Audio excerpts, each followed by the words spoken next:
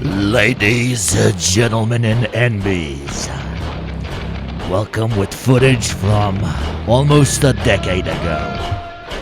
We are here not only as a watch party, but as the celebrationary party of some of the last years, be it symbolically or literally, of Western hegemony.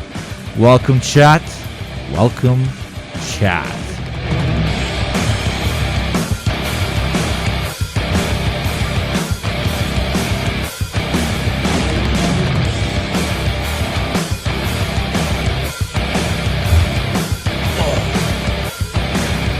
Thank you, Brightside News.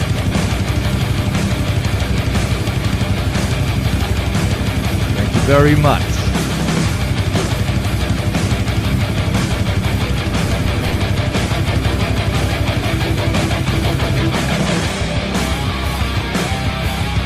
Steel bends, but the will of the people never does. So welcome, chat. Welcome. It is a beautiful day today, Wednesday, the 3rd of September, and history is being written right in front of us. Call it a symbolic gesture or not, but the People's Republic of China has shown its teeth, both symbolically and literally, by uniting leaders from all across the world, united against the true comrade, the true accelerationist, the true necessary evil, Jdpon Don. So everybody in chat say thank you, Jdpon Don, for speeding up anti-American sentiment throughout the planet. Thank you, MageBit, for the 3 months, and thank you, Shade, for the bits, and thank you, Brightside News, for the raid. Welcome in. It is September 3rd between 4:40 and 6:40. I hope you're all doing that. I hope you're all doing very, very well. Trump did that to an extent. This is an inevitability of empire's decline. Trump has just, wrapped it in a nice package and delivered it to the gods of speedrunning, which has initiated the steps of American decline to go into fifth gear instead of slowly riding along in second or third gear.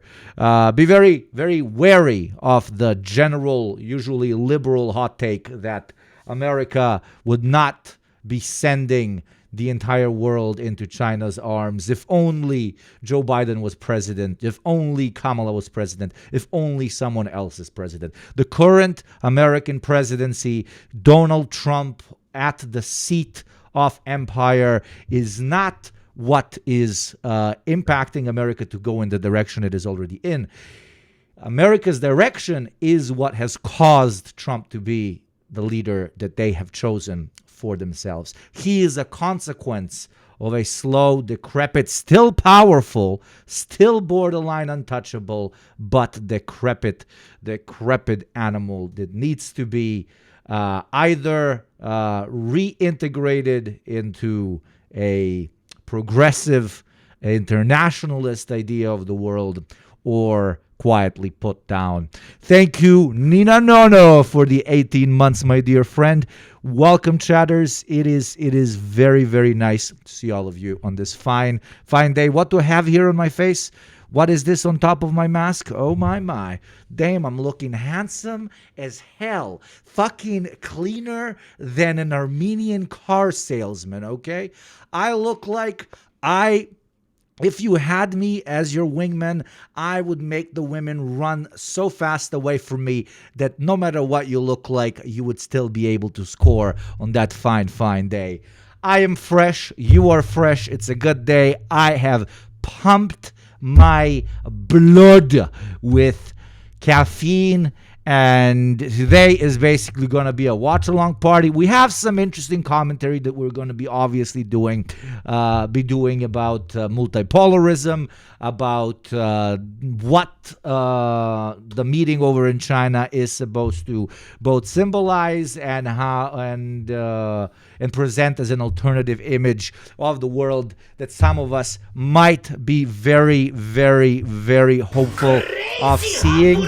So Let's get right into it, my beautiful, beautiful people. Let's start watching it. I intentionally stayed away from it. It was very, very difficult all morning, okay? All motherfucking morning. So let's start it out. Obviously, there's going to be a lot of cope and seethe coming in from the Americans. We're not going to start out with this one, but it literally says, Donald Trump says China, North Korea, and Russia conspiring against U.S. Conspiring exactly against what, Donald? Why would anyone... What do you define as conspiring against? What do you define as the thing they're conspiring against? Huh? Maybe a unipolar world in which international law, regulations, and actual internationalism is put not on the second but the fifth seat in the bus of civilization, because there is only one player that can say what is democratic, what is not, what is just, what is not, what is imperialism, what is not, and what is genocide and what is not. Well, yes, a lot of these countries, some controversial, some not. All countries at the end of the day are controversial, because states in on themselves, for us as Marxists, are to an extent a controversial and complex topic, but all of them uniting against a common unipolar tyrant is long-term a force of progress that must be supported by every socialist and, more importantly, internationalist in this chat and wider around the world. Okay?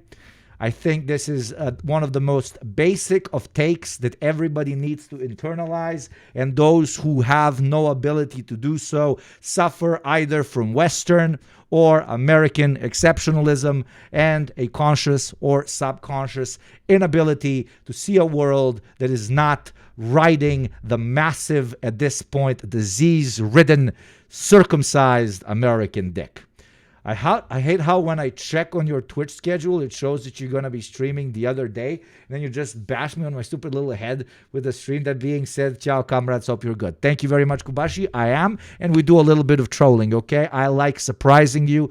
I am like a, what's the word? Like a beaver. Not a beaver. What is the name of the beavers that go, the bobbers that go into the ground and dig and then pop up eventually? Well, what do you call it? I don't know what you call it. That's me. I just pop up. I'm a beaver then. I pop up. I'm like, hi, I'm streaming now. And when you expect me to actually pop up, when you check out my schedule, I don't pop up. Mole. No, there you go. I'm a mole. Look, I even look like a mole. Look. Look with this mask. Low key a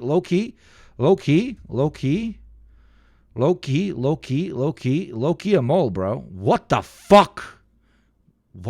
What? I'm gonna vomit. Low-key a mole. I'm a reverse mole. Oh no, I'm a reverse mole, because you can see everything except the eyes on a mole. I'm a reverse mole. I'm a mole. I'm not going to endorse the traitor of the USSR for the sake of multipolarism. Are you going to endorse any of the other countries that are, for example, highly right-wing totalitarian, what do you call it, religious extremists? Are you going to endorse other neoliberal countries that, for example, do horrible shit to their ethnic minorities? Nobody's asking you to embrace any particular state. We are talking about systems, okay? We are talking about the shifting of power against a status quo that has harmed so many people just because it is the status quo. Just because one country has the ability to carry so much weight and power over anyone else is the direct causation of the genocide in Gaza, of many different conflicts around the world, both frozen and continuing. You can dislike every single country on planet Earth. Hell, I would encourage you to be highly skeptical and borderline, let's just say highly skeptical of every country on the planet. This is not us playing favorites or us masturbating to this or that flag, okay? We are communists. This is a conversation about why multipolarism is superior to American dominance. And if you believe that the continuation of American dominance is something that one should actively support, I would like to present you with Exhibit A, the last 70 to 80 years, okay? That is Exhibit A. That is. I think Exhibit A is enough exhibits. I hope you understand what I'm saying here. Anyways, yes, Donald Trump says China, North Korea, and Russia conspiring against U.S. Yes, conspiring against the U.S. by just acting as independent nations and creating alliances amongst each other. That is how it works. Let's start the parade. Okay, we're gonna watch this whole fucking thing. Self-confident. But tell me, this is Associated Press. Do we have an English language chat? I need help. I want an English language Chinese coverage of the parade, of the meetings, blah, blah, blah, and of the parade. Get me a linky. Linky, linky, linky, linky, linky. Little linky in my pinky. Touch me on a linky with my little pinky. Okay? CGTN. CGTN. But I want the full coverage. These are all parts. There you go. Parts. The one that is full coverage. 37 minutes. 1 minute. 20 minutes. I want the entirety. 999. There you go. One chatter that actually listens to instructions. And it's arguably one of my smartest chatters. Let's see. Oh,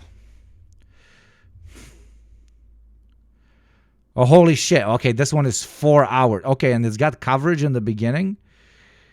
Let's be building that. I love this motherfucker. Okay, I love this fucking guy. Okay, let's start out with his interview and then move into the parade proper, eh? Even though I really just want to watch the fucking parade proper. AP broadcast from CGTN. So this one is actually broadcast from them.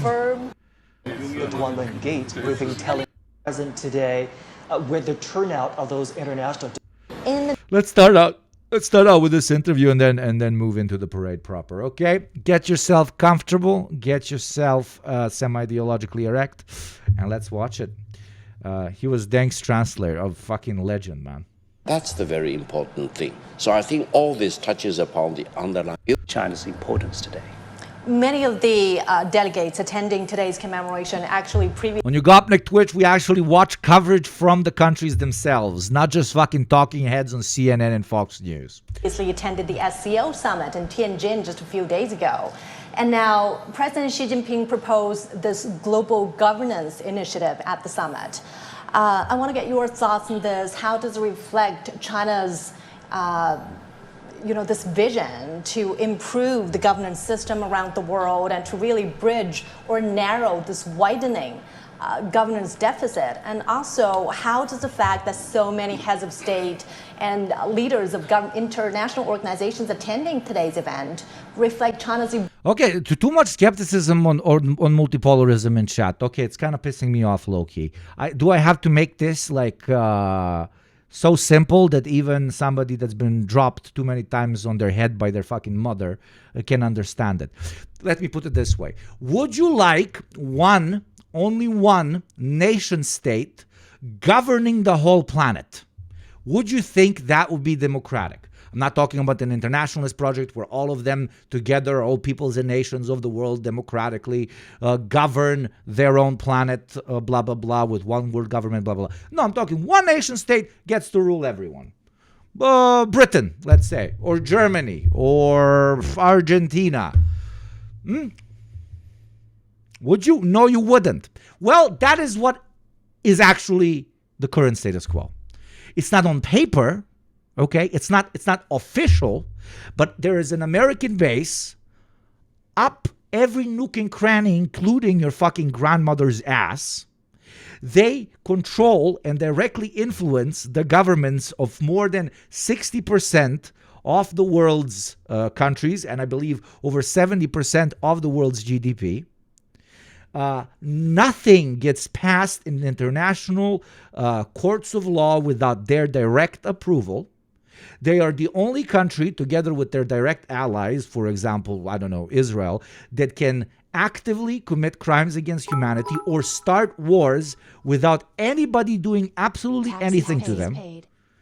So there might not be an American flag in front of your fucking house over in Croatia or in Kazakhstan or in Tunisia or wherever you're from, but a symbolic one is flying right on top of your building.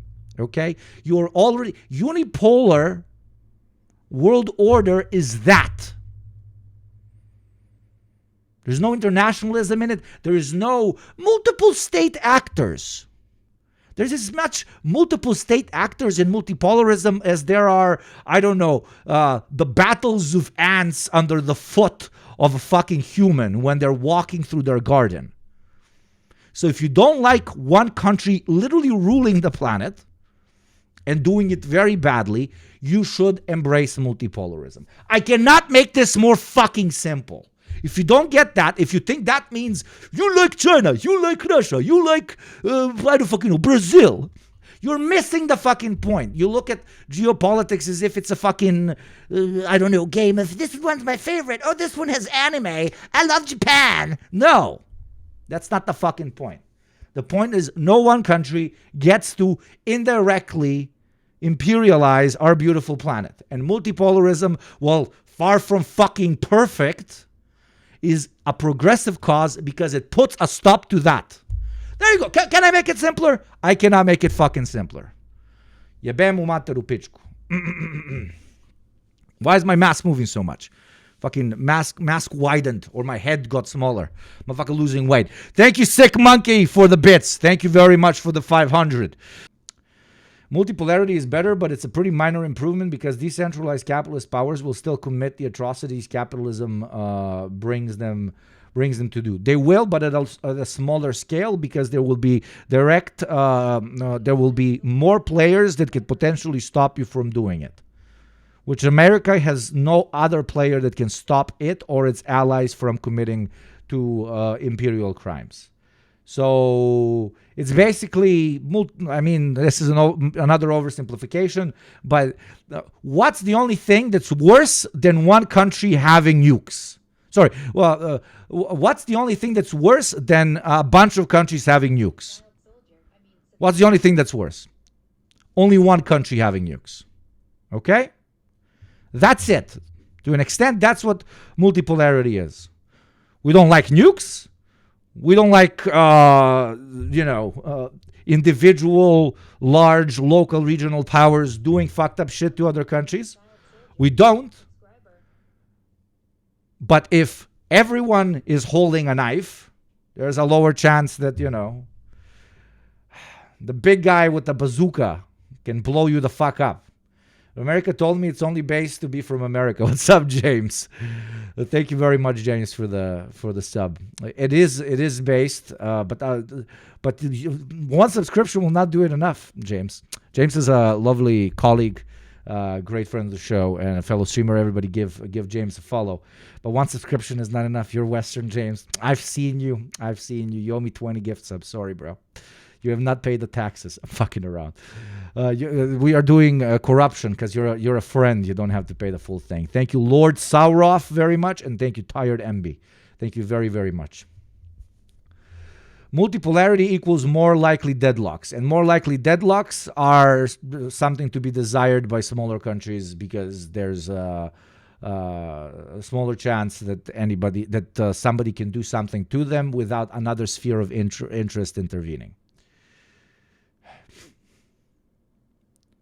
Have you considered aliens having stronger nukes? I have. That would be awesome because we would actually fuck them up. Now you understand why multipolarity good long term? Because TLDR, when we live in unipolarity, the world is governed by one state. Do you want that? Of course you don't. Because if this continues the way it is, I mean, if I have to explain it in treats, if this continues the way it is, in 100 years, your kids, the only treat that they will ever get is burger. Okay? They will not know about your grandma's sarma or about your grandpa's dumplings or whatever allegory for your local food. No. Everyone will eat burger? Okay. Better explain through treats? Okay. Do you want everyone to only eat burgers? No. So, multipolarity it is. The last time we had multipolarity, we had far more democracy than we do now. We had more social services because Western states had to compete with the communists and make them look less appealing. 100%. Looking cute in your mask today. Thank you very much. You're cute. Let's continue. Evolving relationship with the international community. Well, I understand at today's commemoration there will be about 26 heads of states and heads of governments from various countries attending the ceremony. And there are many others, like Deputy Prime Minister. I want a world without borders. One world isn't the only way. 100% agreed. Yes. But a stepping stone towards that is multipolarity. Foreign minister, ministers of all kinds from many countries. And I will not be surprised if all the foreign ambassadors in China will be gathered in the square. So in a sense, I think watching what's going on in the parade is very important. However, you are absolutely right. The world is going through a very chaotic period, whereas there are countries which want to dictate their terms to the world, holding a gun at many other countries' head, and there is also this commitment to preserving peace. I would say the underlying message, as I said on several occasions, is for peace, but governance is very important. For example, there is one country which is throwing a wedge into free trade. They want to destroy free trade. They want to rewrite the rules of the game according to their dictates rather than the overall majority. I mean, they're not rewriting the rules of the game. They're just saying we're losing in the game that we invented, so we want to cheat. Tariffs aren't them rewriting it. Their tariffs are like, I want to cheat. Like, can I use aimbot, please? That's tariffs are aimbot. Thank you, Raymond Stay, for the sub. Thanks for changing my perspective on homoerotic content through your deprogrammed silliness. Oh, so you like homoerotic content, do you, baby? Oh, yeah. I can convince you in other ways, if you know what I mean. Okay, I need to stop. Jesus. Of the people in the world. That means governance becomes a very important question right now, not only for SCO member states, not only for BRICS, for example, but for all the countries in the world. And when that particular country is not talking about peace, is talking about changing the name of the Department of Defense into Department of War, that's a very scary moment. I think we need to talk about peace. Nobody should wear war on their lips. And what is a better word than governance, for example? So I think China is taking the leadership role, talking about governance, better governance, and we are talking about protecting free trade. We are talking about protecting the international order. Okay, now Realpolitik Hugo, that's not injecting pro-multipolarity Marxist argumentation here. The entirety of the game is to an extent a numbers game. The way states plan long-term on who to side with is extremely similar to the stock market. You want to short the shit that you think is going to fail, and you want to invest as early as possible into stock that you think is going to go up. So you want to ally yourself to countries that currently might not have as many as the opponent, because you're going to receive much greater benefits, because they will give you more shit because they are really, really hungry and thirsty for more allies. But you don't want to do that with a country that in the long term is going to lose. Because if you put all your cards with them, for example, in this case with the PRC, but the PRC ends up losing out in the long-term game against American unipolarity, you're going to be left holding the bag and going to look like a traitor in front of the Americans. But vice versa, if you remain with the Americans up until the moment in which they start tariffing the living shit out of you, and treating you like yesterday's meat, you bet really, really badly. So most relatively decent executives of this country or the other are hedging their bets at the current moment. A lot are sitting on both chairs. That's arguably the smartest thing to do. But the countries that feel like they have been left holding the bag for far too long at this point, they're jumping, head first into the Chinese realignment, right?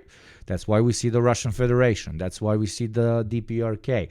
That's why we see Malaysia. That's why we see particular countries, don't even get me started on Vietnam, etc., that, they cannot invest in the allegory of stock in the United States almost at all. So their barrier to entry, their potential opportunity cost of allying with China right now is very low. So why not do it? And that's the first stepping stone, okay? China is trying to get as many countries, yes, as many countries that have nothing to lose by allying with them in the first stage. In the second stage, it's going to be motivating neutral states to no longer be neutral and switch over. And the third stage, of course, is going to be trying to steal the other guy's Pokemon, right? Trying to get countries that have traditionally been allied to America and tell them, that era is over, blood. Like you need to come over. And once they do that, the game is basically over. And usually the country that is losing that bet goes fucking bananas, and that's usually when you have war. Yes. So, in this sort of scenario where we're making an allegory towards international politics, the birthing of multipolarity as stock, what is Donald Trump supposed to represent? Donald Trump is supposed to represent the CEO chosen by a company that has been on the downturn for a very long time, that because it's on a downturn is willing to pick an executive, no matter how unhinged he is, to potentially save themselves, but in doing so, they end up picking an executive that speeds up the process of the decline. Okay? And that is what Jdpon, that's why we call him Jdpon, that is what he is doing. Certain allied states, or certain, most importantly, a lot of neutral states, that's the big fuck up. A lot of neutral states that have been like, I'm going to sit on both chairs, China and the United States, are right now being quite literally financially stimulated to not sit on both chairs and to go towards an ally that forgives loans, that is willing to build up infrastructure, that is willing to build local factories, etc., to said neutral potential future allies. A very bad combination of people, to recap, a very bad combination of nation states that are like, I have nothing to gain from American alliance. I've already been put in the third league, that are moving towards China. Neutral states that are moving towards China because the current CEO of America is like shooting himself in the foot on repeat, and is unhinged and is shooting at them on repeat as well. And the third category, waiting and seeing which ally eventually starts moving over to the other side. That's the game. Realpolitik moment. I hate doing realpolitik moment, but that's pretty much it.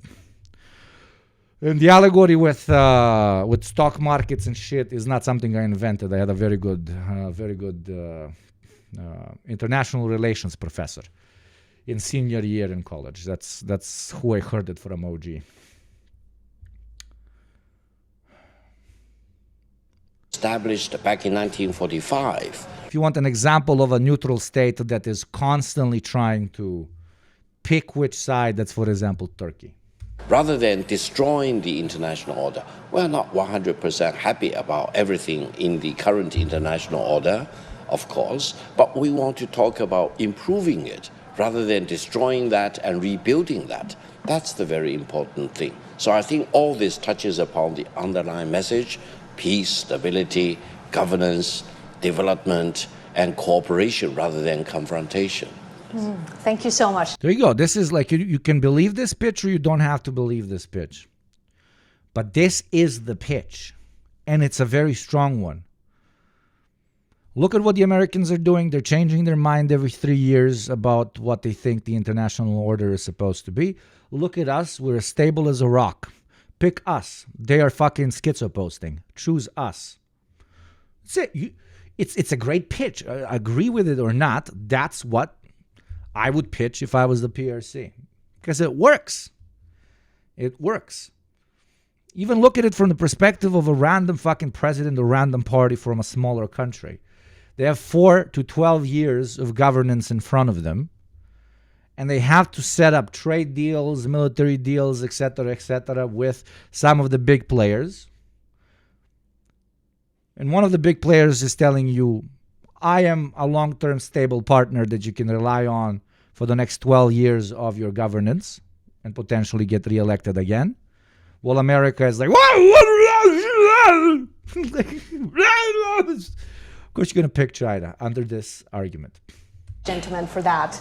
Now, the world's eyes are on the Grand Parade, which China takes as an opportunity to pay tribute to history and show its strength in safeguarding national peace. CTTN's Zhao Yunfei was given a rare chance to visit the parade training base, where hundreds of troops have been rehearsing hard for this big day. Practice for the moment of glory.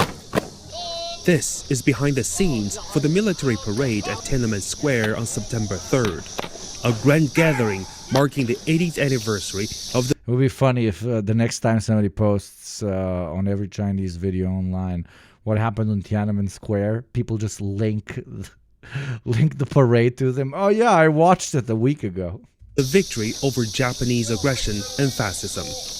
For the soldiers, the event will also be a highlight of their military life.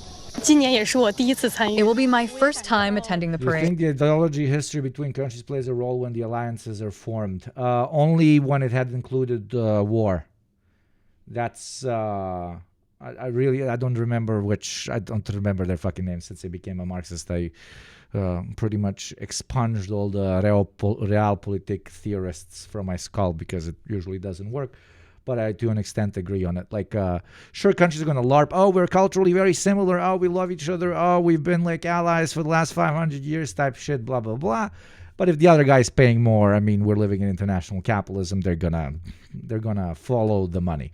But if there was a conflict in the last 50 years between the two states, it's greatly going to impact whether they ally with someone or not. Mostly because it's still left in the zeitgeist of the population, of the domestic electoral body, which will, make you pretty unelectable if you become an ally with the people that your domestic voting body really hates.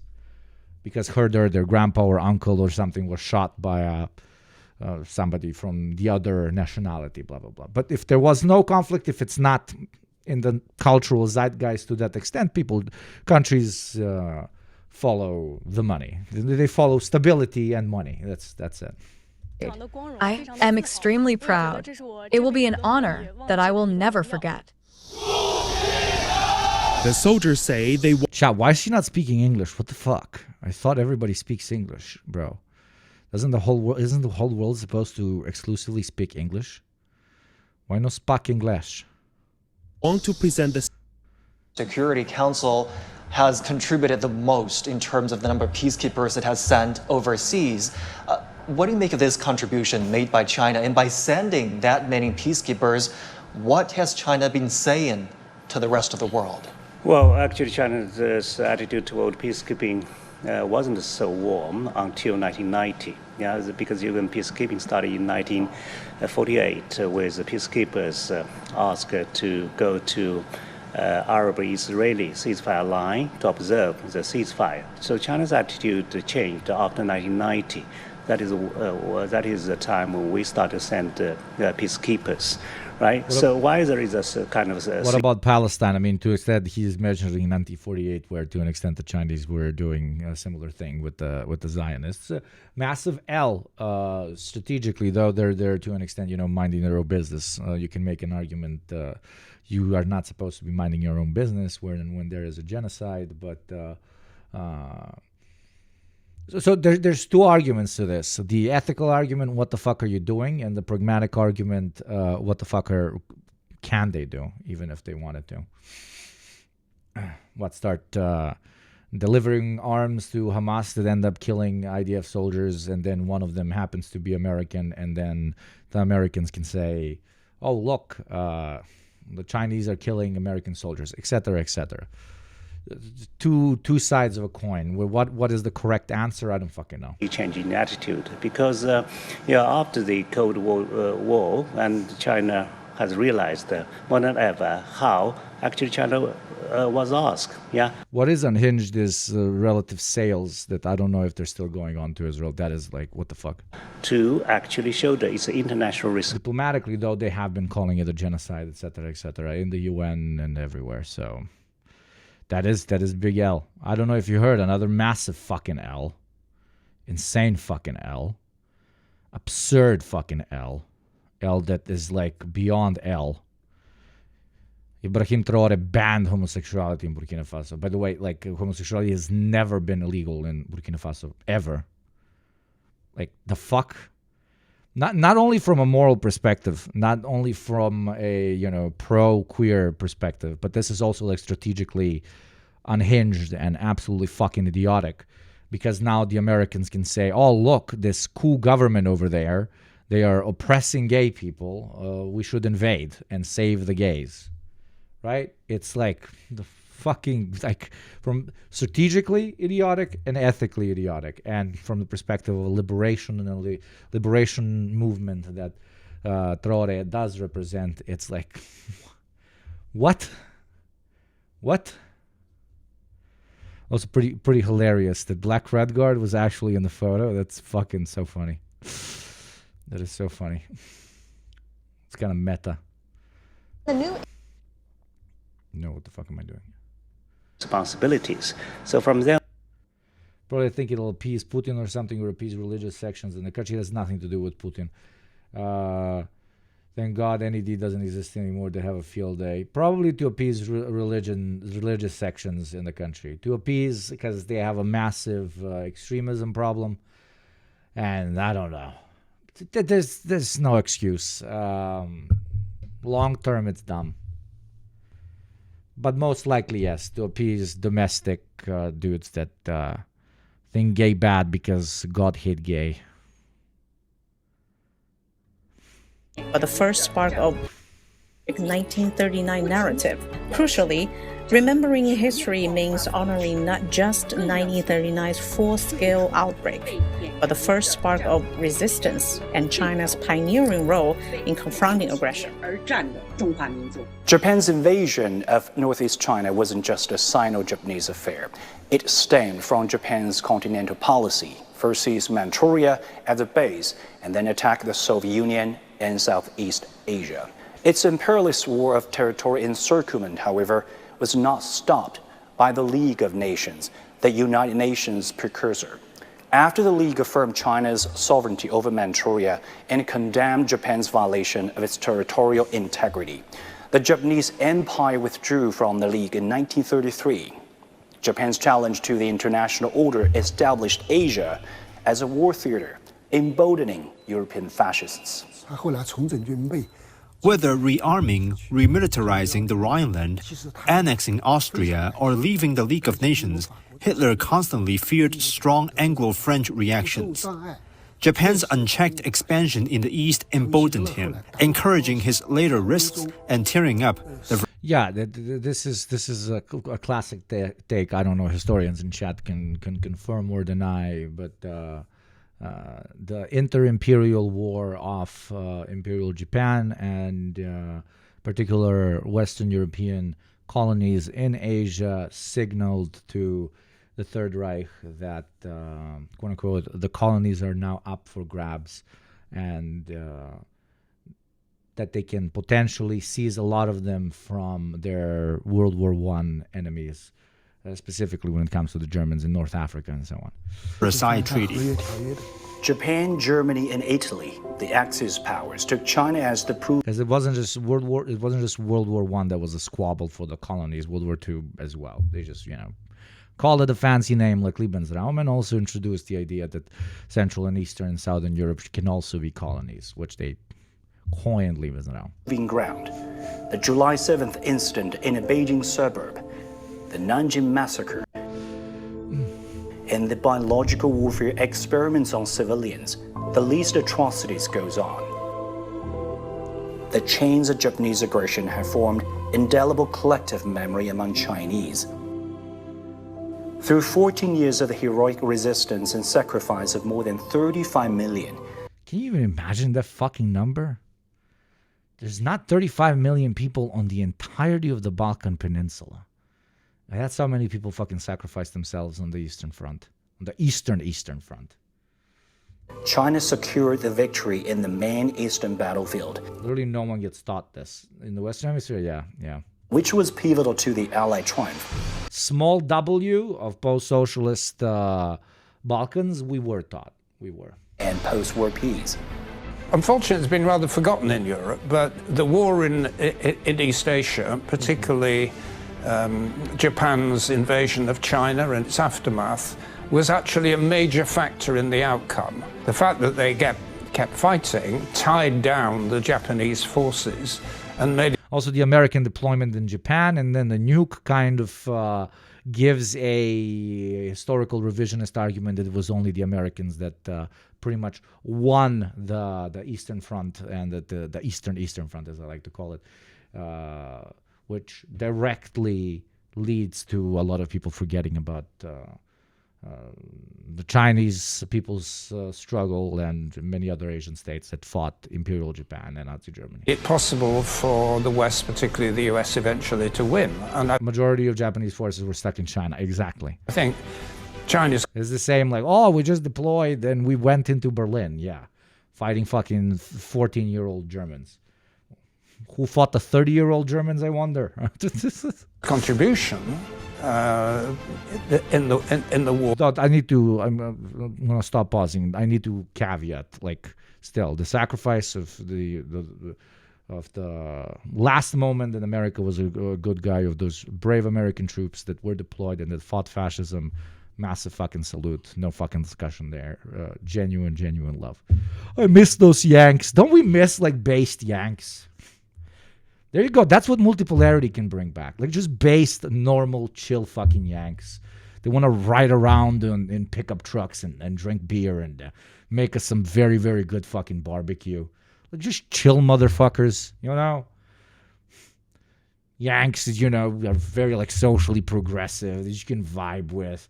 They get surprised by how interesting beaches in Greece are, or how thin Italian pizzas are. The type of American, you know? Not herder, I come into your country, drop a bunch of bombs, and then make 3 movies about how sad that made me feel, Americans. That's why I never say I don't like them. I genuinely like Americans themselves. I really fuck with. Or something we probably don't understand enough, appreciate enough, and should revisit it. Establishing the true genesis of World War II is not merely academic. It is a reckoning with fascist accountability. To this day, Eurocentric World War II narratives, by obscuring Japan's initiation of aggression, enable historical evasion by Japan's right-wing factions. Only by fully restoring World War II's historical and geographic scope can we safeguard peace and advance a shared future for humanity in our century. China's role as the central battlefield of World War II has long been overlooked in Western narratives. Leading historians now warn of a profound historical gap. I don't like that term. Overlooked means it was unintentional. No, my friend, that is very, very intentional. Myth-making about Western hegemony and the Western exception is an active process, my friend, okay? Money is invested in this. Books are rewritten for this. Omitted would be a better word. Exactly. Thank you, Comrade Internet. Saying that the war It's not something that happens spontaneously. began and ended in China. If you had to pin down the one thing that was crucial in terms of China's role, it was China's ability to suck in and draw in thousands upon thousands of Japanese soldiers for year after year, when the Japanese thought in 1937, 38, that they would launch essentially a lightning strike into China, take it over, or make it essentially almost a colony. And in fact, Chinese resistance meant that they had to keep going on and eventually expand the war in Asia to try and achieve their goals.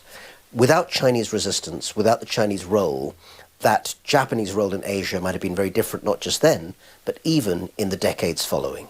The reality is that China was the heart of the war. The East Asia War began and ended because of China. China was the heart of Japanese imperial ambitions, and we must not forget that. If we are fighting fascism, we're fighting imperialism, and China was the battleground of Japanese imperialism. And that's why it's so incredibly important. The war did not begin at Pearl Harbor. No. The war began in 1931. I love how only Americans need to hear that the war didn't begin in Pearl Harbor. The rest of the planet is like, duh, what the fuck? Millions of Chinese had been killed by the time we even knew about it. So there's a sense of cognizant failure, dissonance even, over those years of not understanding what's going on. We need to open the doors and have a look inside.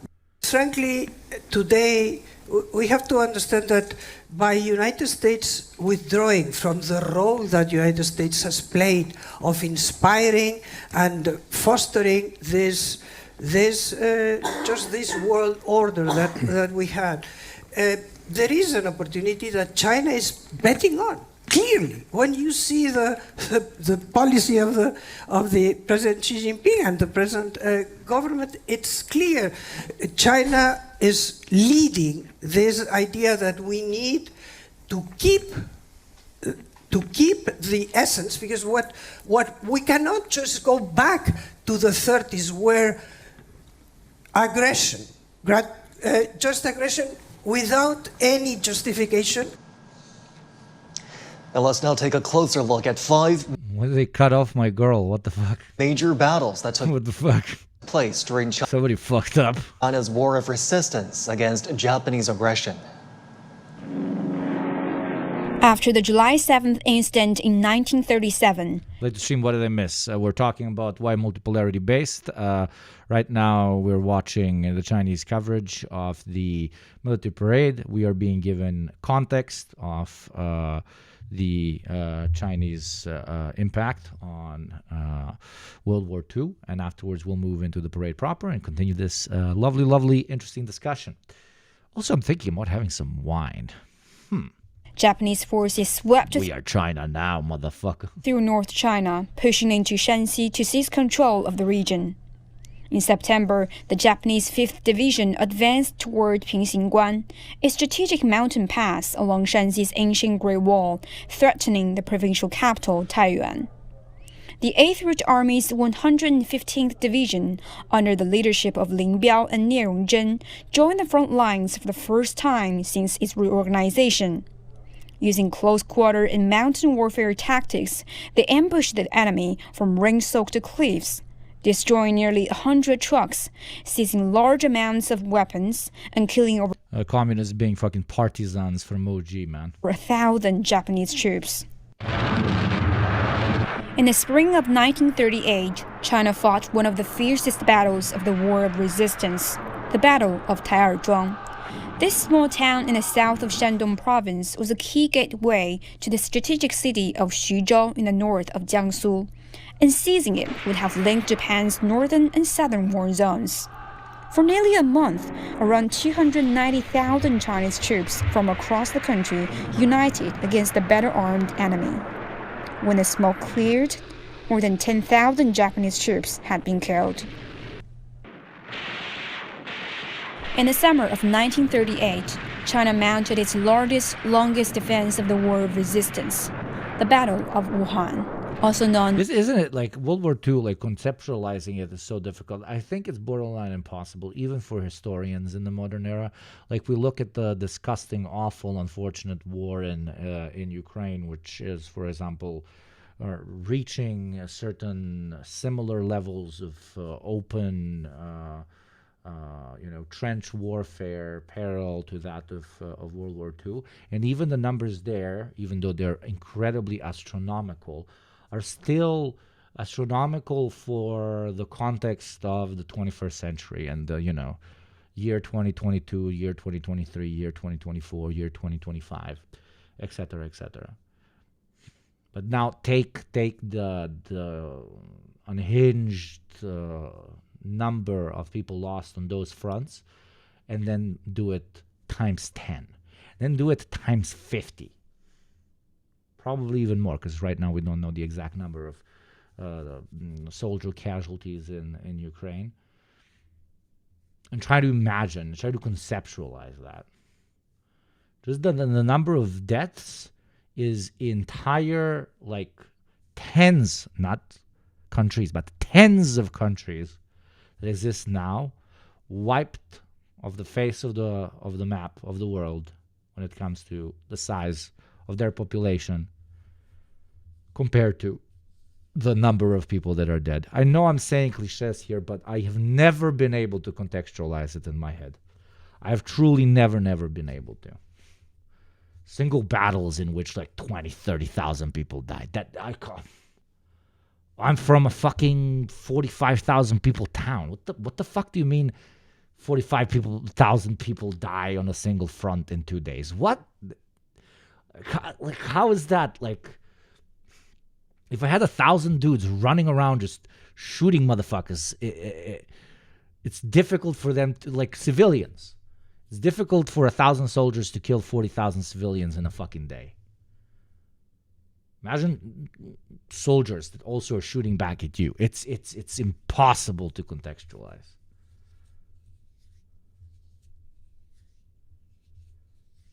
World War I 10K would die in 25 minutes. Yeah, it's just fucking crazy. As the defense of Wuhan. From June to October, Chinese troops held firm against the Japanese army, which was determined to seize Hubei's capital, Wuhan, the economic and military linchpin of the Yangtze River. After 4.5-month bitter resistance, the city fell. But the battle brought China invaluable time and blunted the Japanese forces' offensive, marking a turning point as the war entered a prolonged stalemate. In late 1939, deep in the Taihang Mountains, the 8th Route Army turned the tide in what became known as the Battle of Huangtuling. During Japan's winter suppression campaign against the Jinchaji base area, Chinese forces set an elaborate ambush along a narrow mountain path at Huangtuling in North China's Hebei. On a foggy November morning, Chinese forces lay concealed among the heights, while Japanese troops, led by mountain warfare expert Lieutenant General Norihide Abe, marched straight into the trap. In a fierce clash, mortar fire struck the enemy command post, killing Abe and wiping out much of his force. In August 1940, as China's war of resistance entered its toughest stage, imagine you're chilling in your trench and then a motherfucker comes in with a fucking trumpet and he's like, when you hear the trumpet, you run. What the fuck do you mean when I hear the trumpet, I run? When you hear the trumpet, you run. You and the next fucking 500 guys next to you. How many of us are going to get there? Probably 200. But then the 200 that survived, you're going to have to knife fight another 200 enemies in the actual front. Like, you don't get to relax after you just survived running straight into machine gun fire. No. Now you're going into the trench and now you're fighting motherfuckers. And somehow, warfare that is that, like, unironically, like, unfair. I know that's a disgusting term to ever use for war. War is never fair, but I think you get my point. It's not physical skill and mental skill versus physical skill and mental skill. It's mostly luck and then a little bit of physical and mental skill. Somehow our species has managed to make it even less about skill. And I have little things that go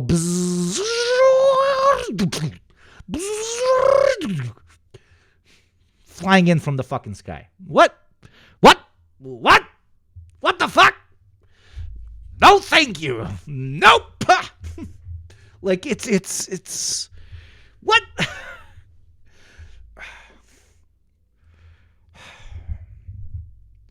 Instead, we could be building holograms of Tupac. Okay? Holograms of Tupac for everyone. No. We need drones that go bzz, boom. Healthcare? Nah. Have you heard the death rattle? Bzz.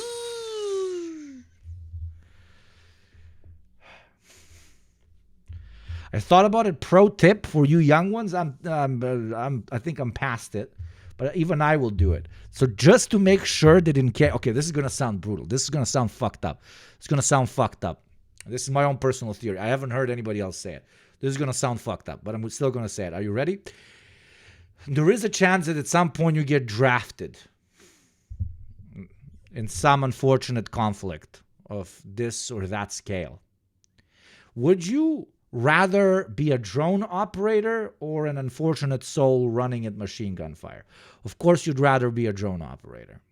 Much higher chances of surviving. A lot of drones can fall without you dying, right? So, if you have some money left around after you subscribe, especially if you're Westerner and give me 20 gift subs, go buy a little drone and learn how to fly it really well. Train yourself on how to fly drones. I'm not even kidding. Train yourself on how to fly drones and record a lot of that shit once you get good. And when when the draft hits and they're like, yo, you got to go kill some people you never met, you can be like, well, I can fly drones into them. I don't have to carry a rifle. Right? Never I go to prison. I know what I knew. That's why I said it's fucked up. Right? So if you're not taking prison, if you're not an enlightened soul like so many of you in chat are, you would be able to do you would be designated, I don't know, drone Air Force. I'm going to be a drone general. So yeah. He means the other draft. Oh, and the good draft, God bless. So yeah, just buy a drone is what I'm saying and learn how to fly it. Going to increase your odds of survival. Root Army launched the 100 Regiment campaign, a mass. Alternatively, learn how to say, I surrender, I support the PLA, I want to, what's the word? I want to defect. I surrender, wait. Okay, Google Translate.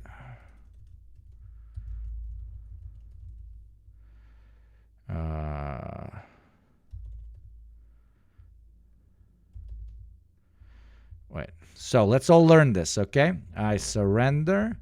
I want to defect to China. I respect Chairman Mao and the PLA, okay? So this is what you got to learn how to say. 我投降，我要投奔中国，我尊重毛主席和解放军。 Very difficult, but in a week you can learn it, okay? This is what you need to learn. Let's repeat.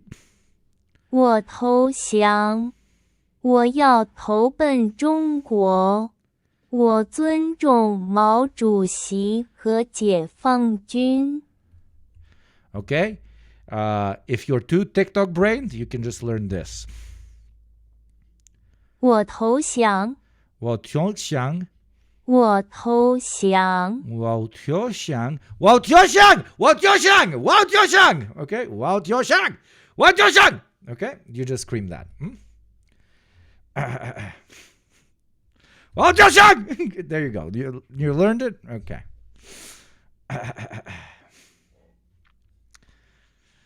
Zivexal, who is a Chinese comrade in chat, is probably dying of cringe right now with our pronunciations. But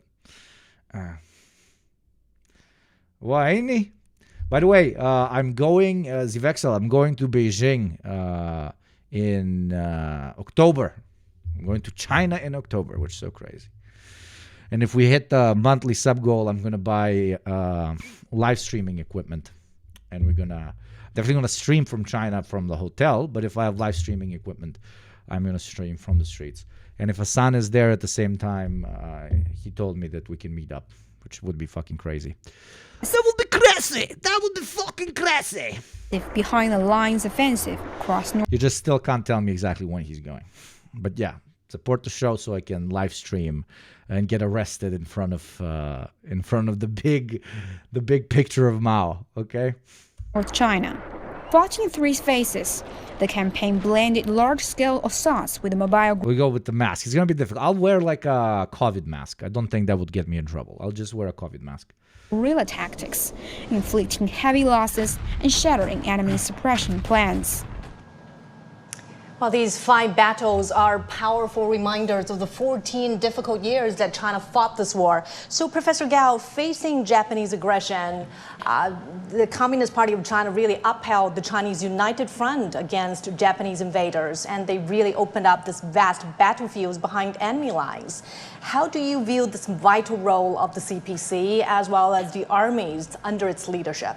Well, I would say ever since 1931, and especially after the what we call Xi'an incident, the Chinese nation became very much united in our commitment to fight off the Japanese aggressors, meaning we want to drive out the Japanese aggressors from every inch of land in China. Now, the fact that back in 1941, after Pearl Harbor, the United States became China's ally, meant a lot.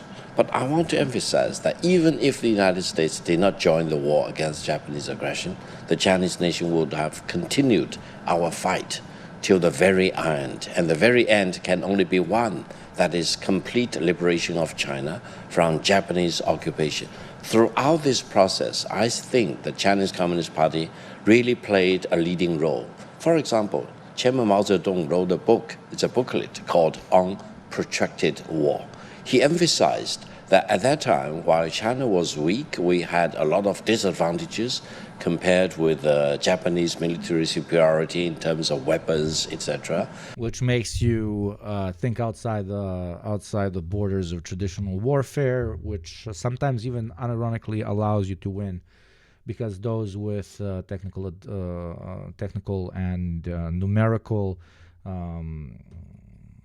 superiority very, very often succumb to, well, for the lack of a better term, unironic laziness. We will win the war eventually by the end of the process. Why? Because we are being invaded. Japan is the aggressor, and no single Chinese would ever accept Japanese rule. So this really enlightened everyone in China to see the light of the tunnel. And to see this is unironically like at least Ukrainian friends gave it to me, blah blah blah. This is not what he said specifically, is a very, very strong pitch inside of the Ukrainian army and so on as well. That the future really rests with the Chinese people rather than with the aggressors, the barbarians, or the devils, as we call it, in the form of the Japanese soldiers.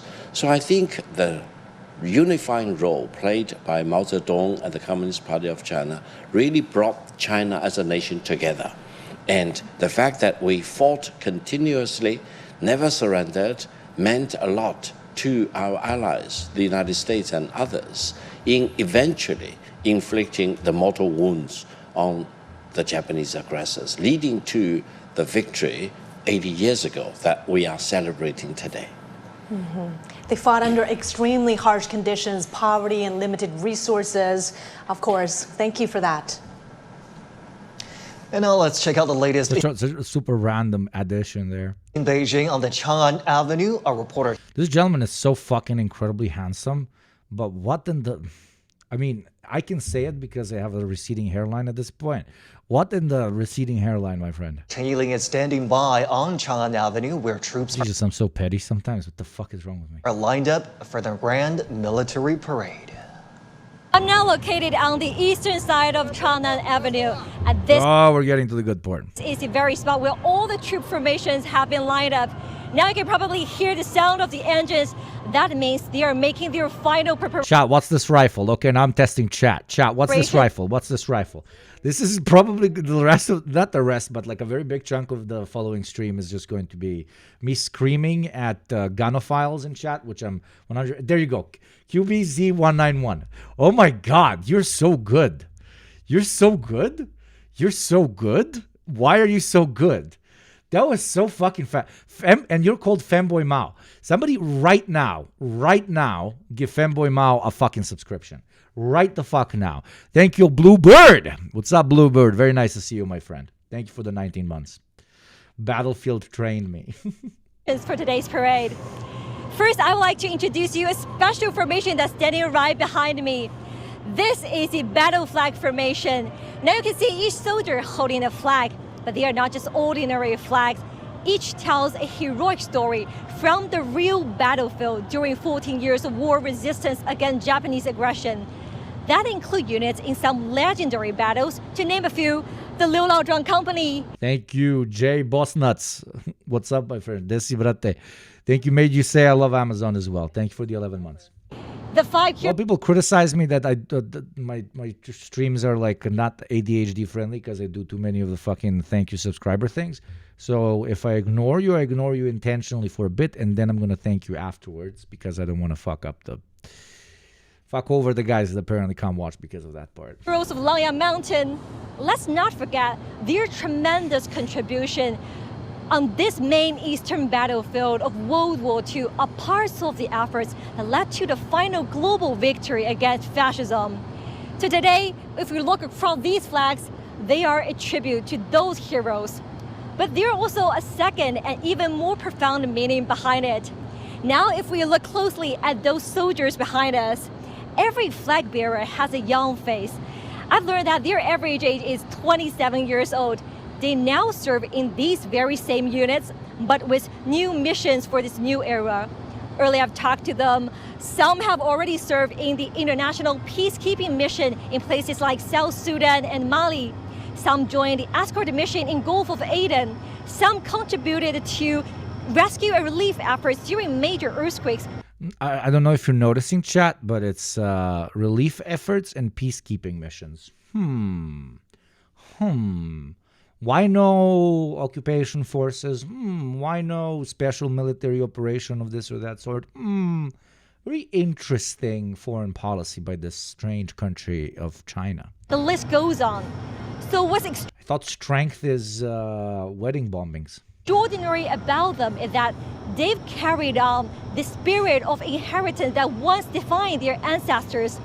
A legacy that forged in fire is now building peace for today's world. So that spirit of inheritance, it told me, have been carried on. And in America, we also do relief efforts, brother. We relieve you of your life. Yee, motherfucking huh, brother. Thank you, Tactical Santa. Tactical Santa. Cleaning. Entering. Clear. Tactical Santa. Ho, ho, ho. Embodied in these red flags behind us and making this formation a bit special. Now let's move a little bit forward.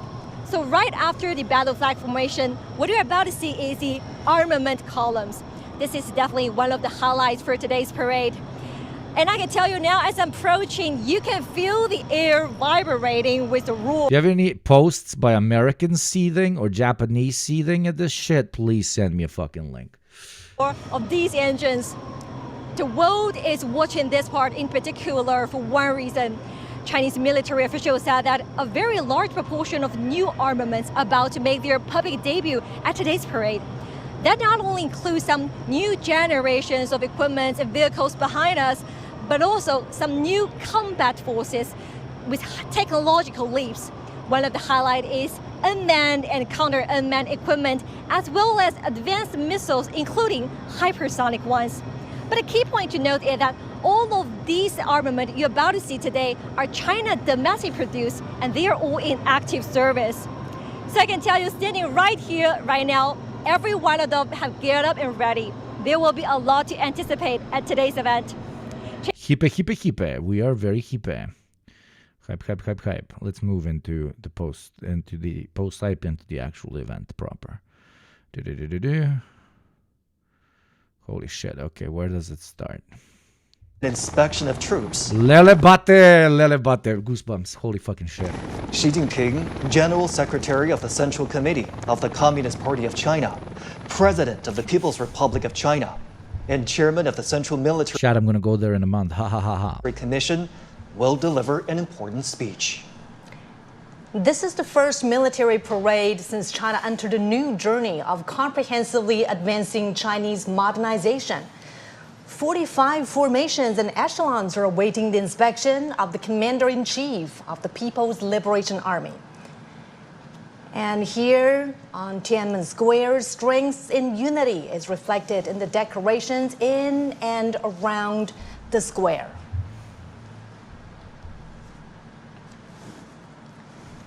Standing from which From all dimensions of society, is escorting the heads of state, leaders of international organizations attending today's commemoration. the motorgates are pulling up. We're going to get a visual of the Or those fucking electrical vehicles, those fucking liberal sissies over in China, brother. international dignitaries arriving for the commemoration. The guests will soon arrive at Duanmen Gate to the north of Tiananmen. What the fuck? Why is half of chat going to China? That is so cool. What the fuck? That is an even bigger symbol of the changing of tides when it comes to the perception of China. Holy fuck. Imagine 10 years ago somebody saying going to China, especially from the West. People are going to be like, what? The Chinese government has invited heads of parliaments, deputy prime ministers, high-level representatives, heads of international organizations, and former... Be seated. Wait, but no. I want to thank you for the link, but I want to see the greeting ceremony. Just the flex of all of the people that have arrived.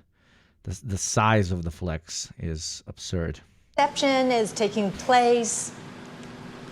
We're seeing another limousine. Thank you, Feta Cheetah, for the 6 months. Thank you very much. He's so short. He is President so short. of the Russian Federation, Vladimir He's so Putin. tiny.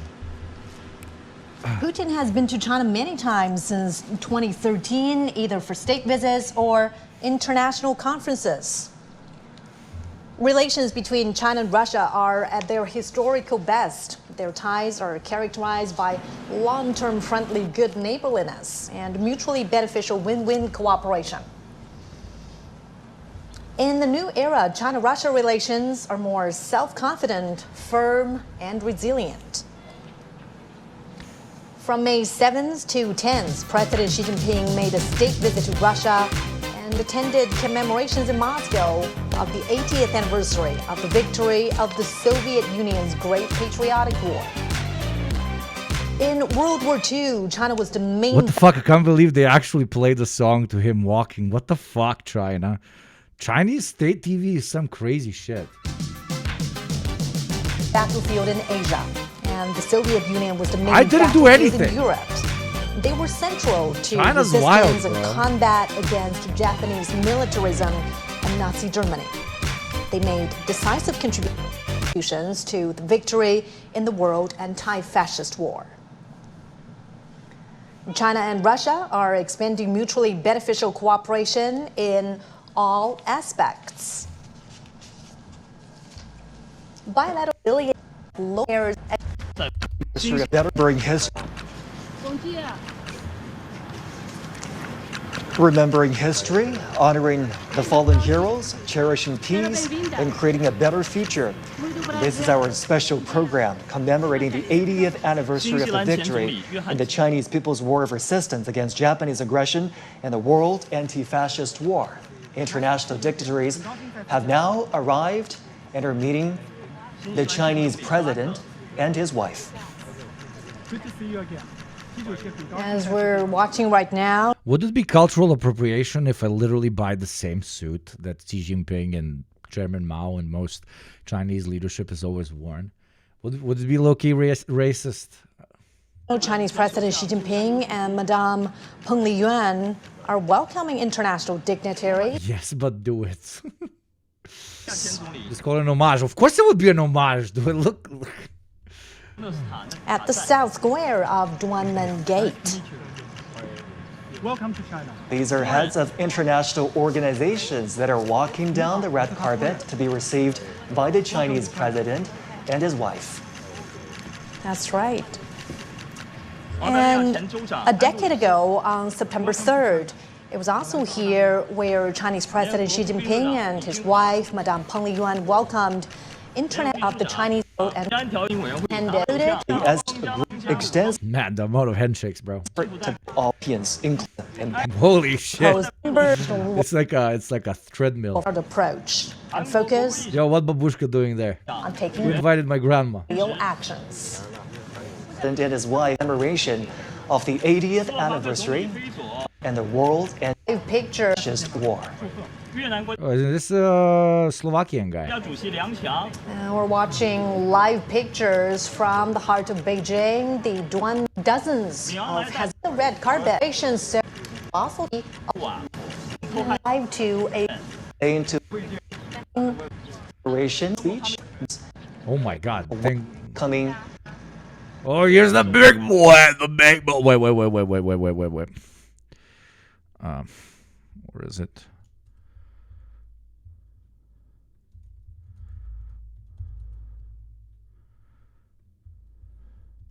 70 minutes.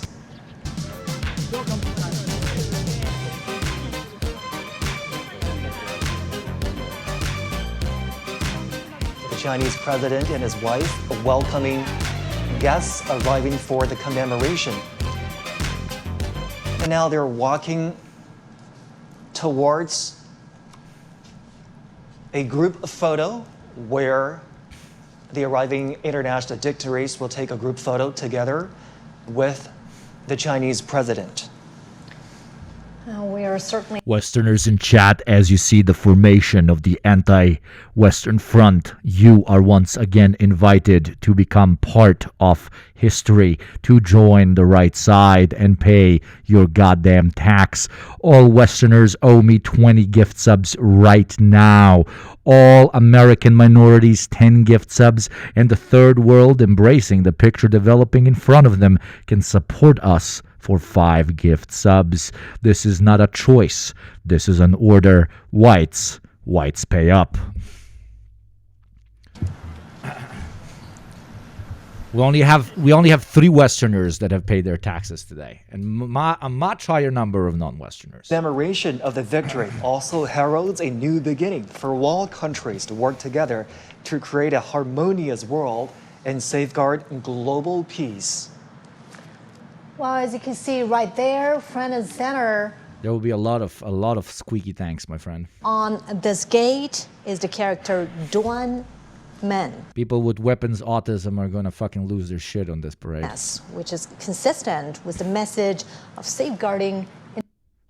Look at the symbolism of the next frame. I've seen the next frame. Look at the next fucking frame. It's witnessed Wait for it. ties of Look at Chinese this. history Look. in the past 6 centuries. And in 19 Look at this.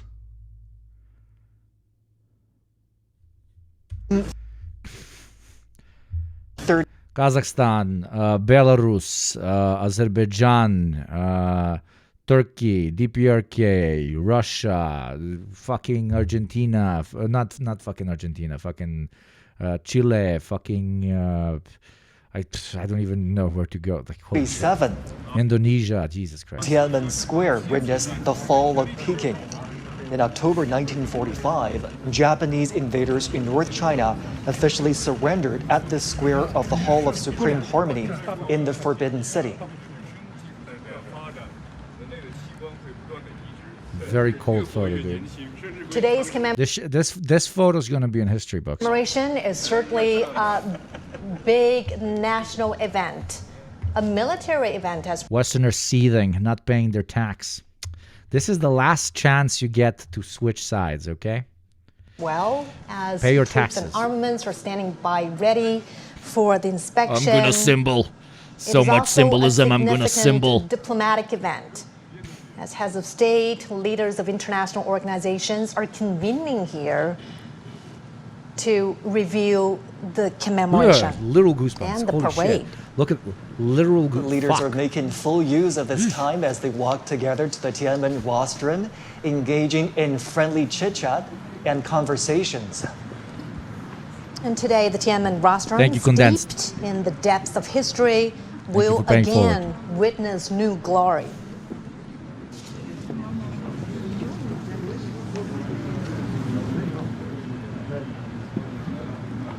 It is a pretty long walk You could have had this, Putin, but no, we got to destroy the Soviet Union, you fucking... to ascend to the top of the Tiananmen rostrum.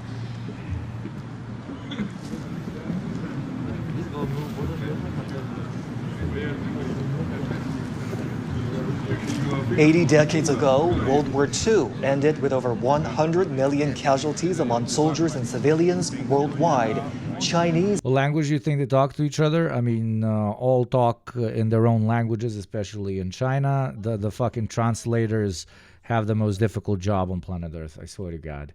Thank you, Kakiari. Farming Aura, hardcore. Thank you for the 2 months, my friend. casualties were more than 35 million.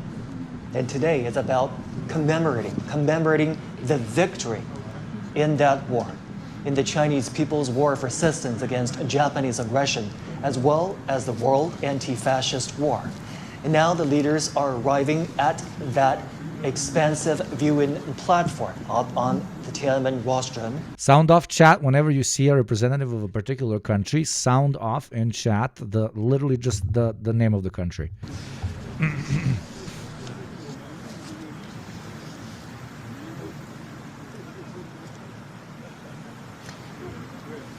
And we understand that some of the veterans of the War of Resistance Whoever were catches a given rare one, their own whoever catches a rare one top of the Tiananmen gets a gift sub from me.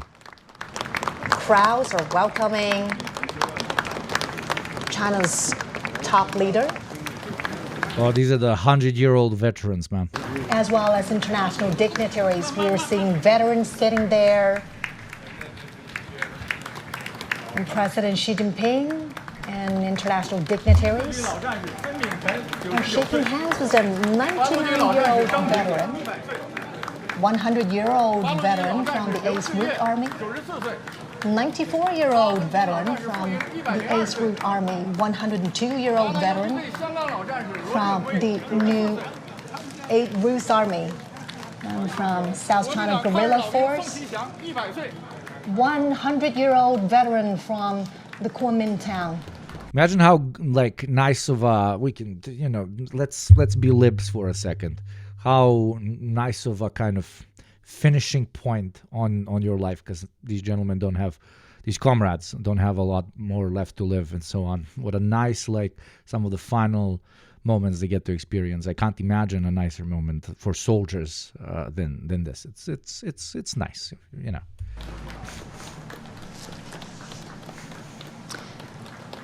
And during the fight against the Japanese aggression, the Chinese people established a national united front to safeguard their homeland. Obviously, the Chinese president was very pleased to see the veterans present up on the Tiananmen rostrum. He even introduced the veterans to his guests there, and shaking hands with the veterans, greeting them, welcoming them to this very important commemoration.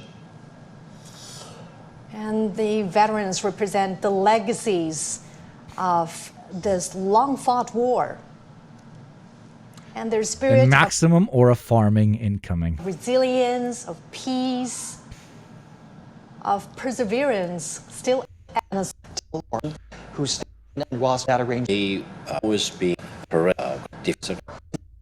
You see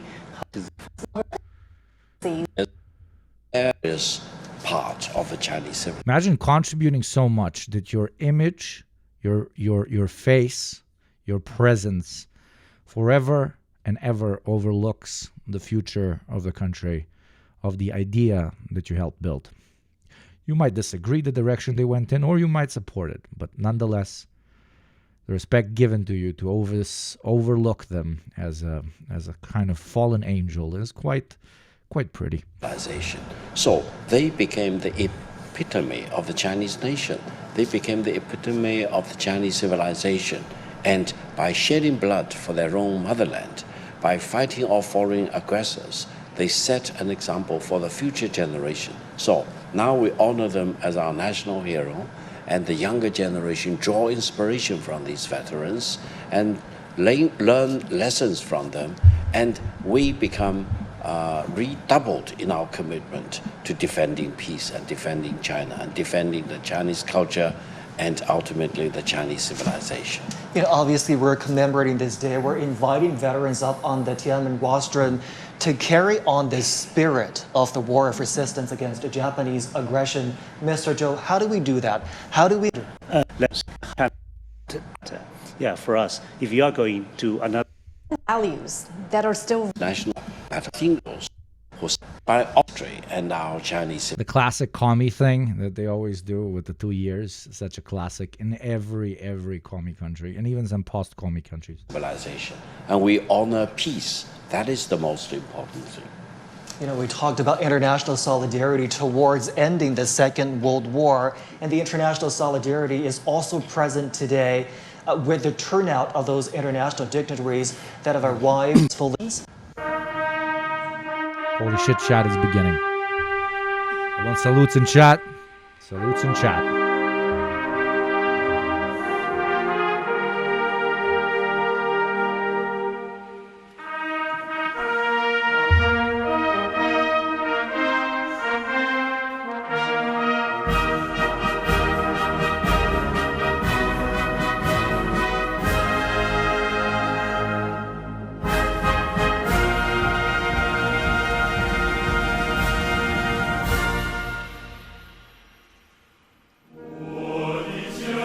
Oh shit, they actually sing. Oh,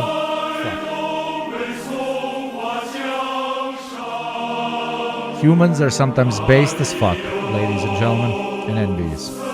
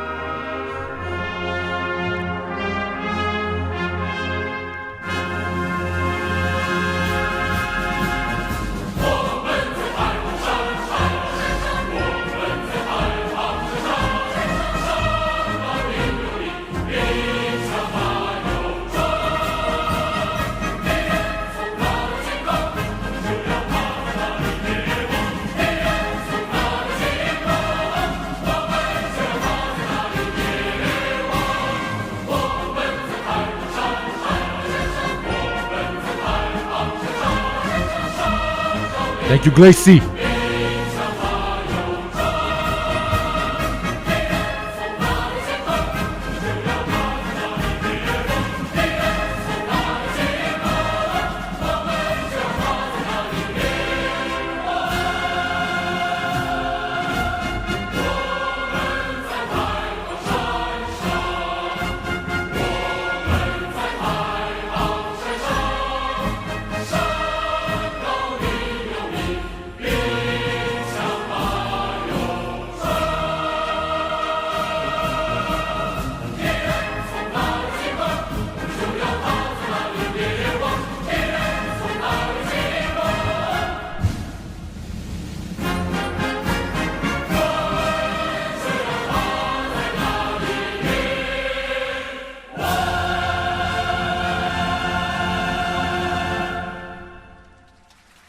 Two worlds, chat.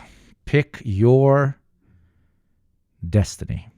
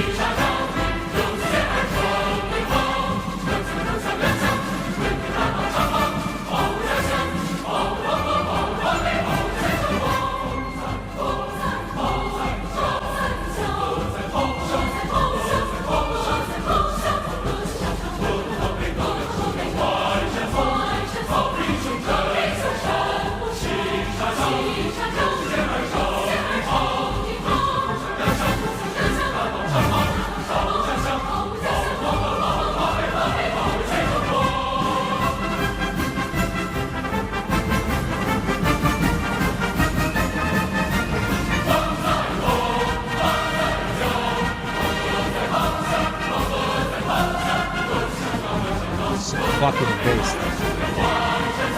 This is seethe and cope, seethe and cope, seethe and cope, copo, seethe, cope, seethe, cope, seethe, cope, seethe, cope, cope.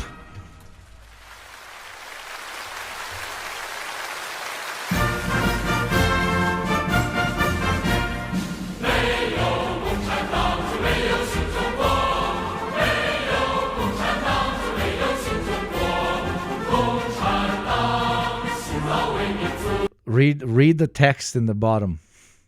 Without the Communist Party, there would be no new China, is known by every household in China. Its melody is based on a folk song in North China's Hebei province. This song demonstrates the people's solid support for the Communist Party of China and their firm belief in the party's leadership. With simple and straightforward lyrics, it highlights people's trust in the Communist Party of China and their strong belief that only the party can lead them in the fight for independence and liberation.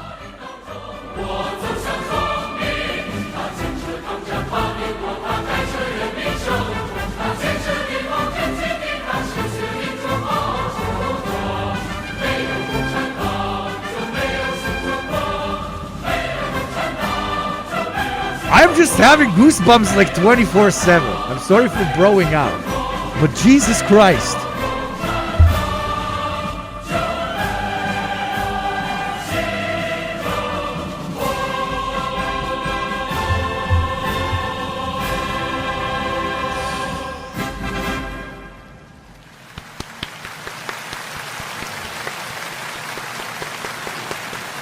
I am feeling patriotic and I'm not even Chinese, goddammit.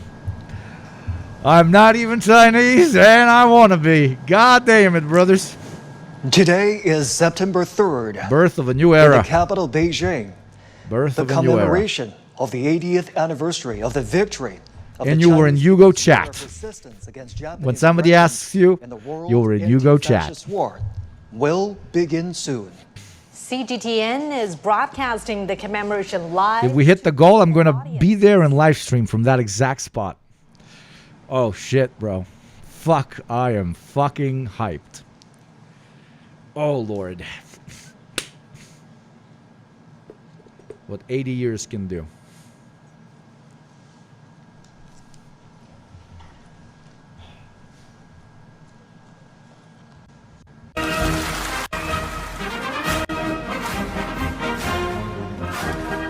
State and party leaders Xi Jinping, Li Qiang, Zhao Leji, Wang Huning, Cai Qi, Ding Xuexiang, Li Xi, and Han Zheng have come to the Tiananmen rostrum.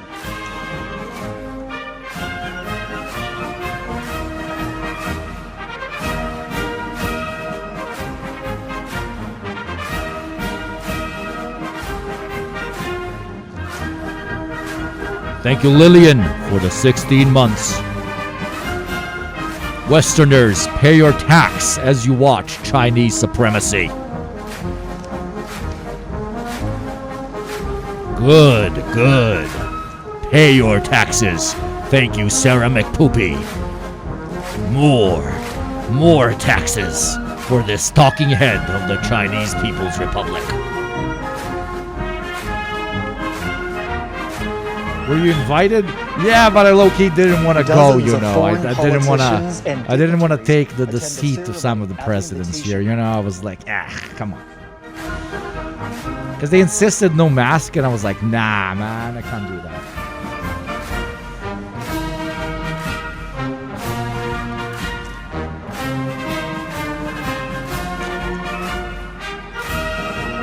Gde je naš šećer? Ne vidim ga.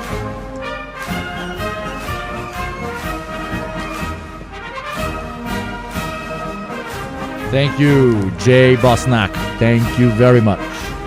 Pay your taxes. Gde je jebote? Ne vidim ga, čekaj. Ne vidim ga, gde je? Ja sam slep, jebote.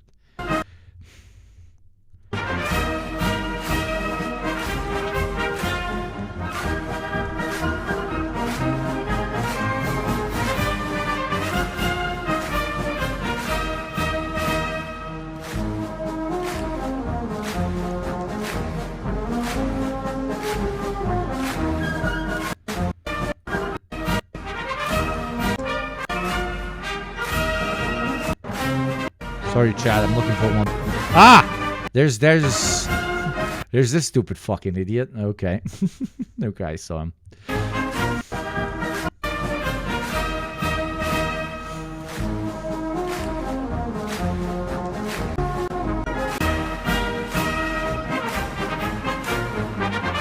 He was ono kad imaš prijatelja koji je totalno govno, ali moraš da ga pozoveš na svadbu zato što on tebe pozva na svadbu. We got some Slavic representation. Okay, enough of them clapping.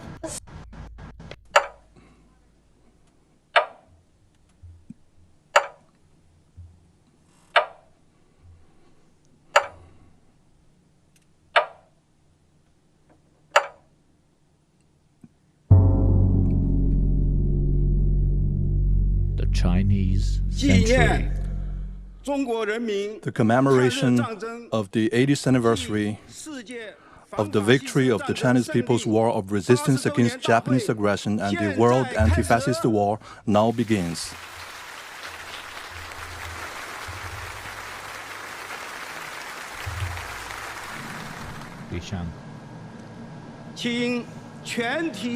Please all rise and stand at attention. Fire the gun salute.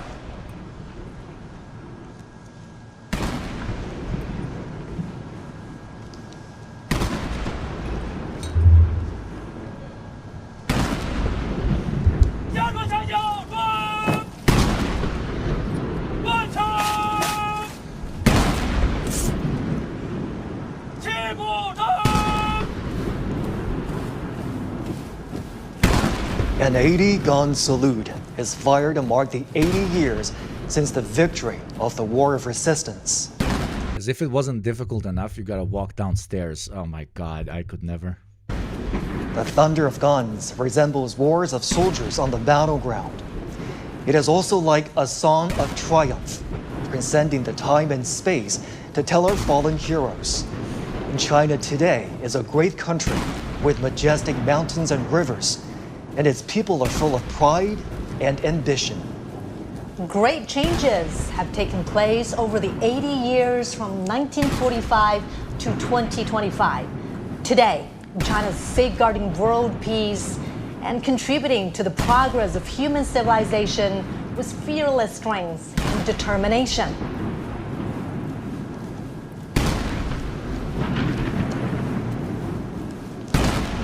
The Great Wall symbolizes the unyielding spirit of the Chinese nation. This great nation never bows to any enemy or any force. Those who dare to invade us are doomed to crash into the Iron Great Wall with bloodshed. Whoa, okay.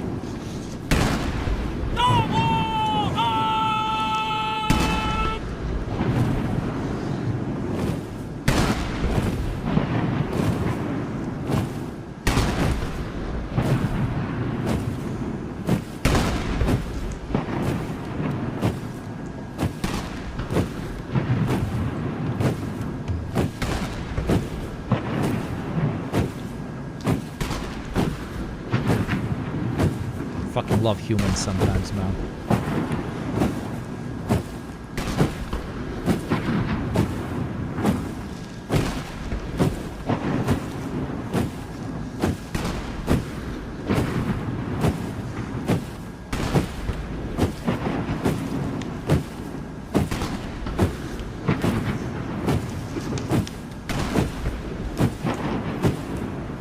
What's this from the program subreddit?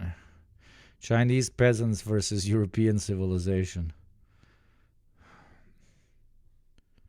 Doesn't have sound.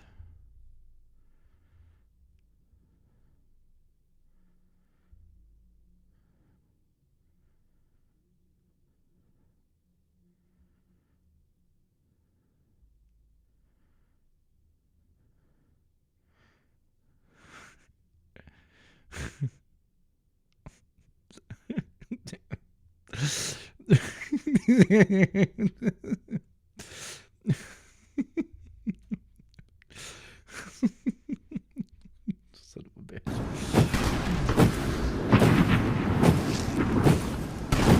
Chinese people's deep love towards the motherland can be seen from the steadfast gaze of the honor guards. When their patriotism erupts like a volcano, there will be no insurmountable hurdles or unachievable feats for them.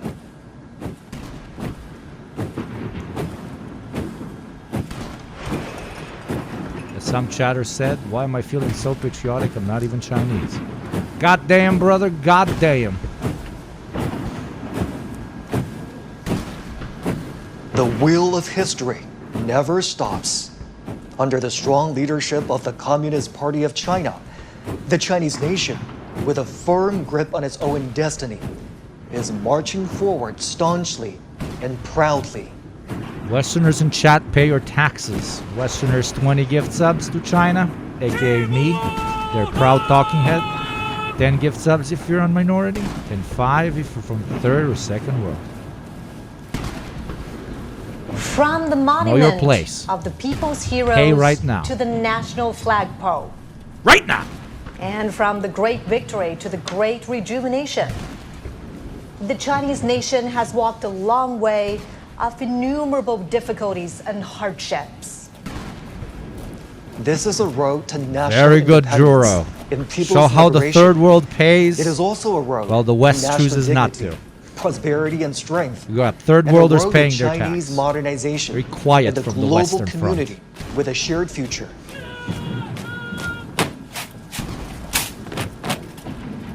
You will be giving Bezos 30%. I'm a bit better. The national With a bit anthem, less. March of the Volunteers, I know, it which was sucks. born I during know. wartime, will Trust me, soon I be know. played. It was written in 1935 in the early years of the war against Japanese aggression.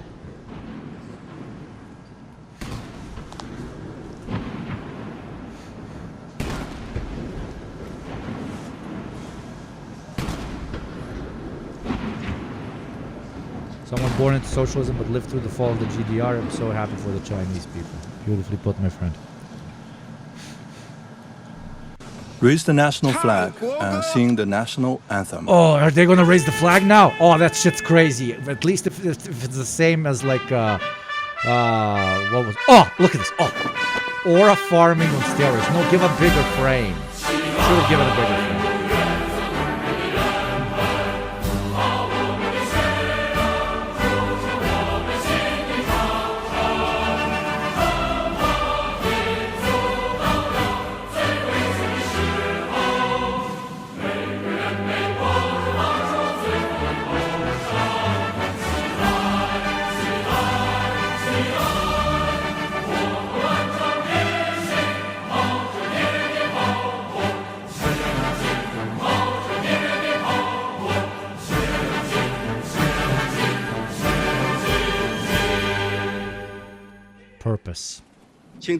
Greatest drug Please in be the world. seated.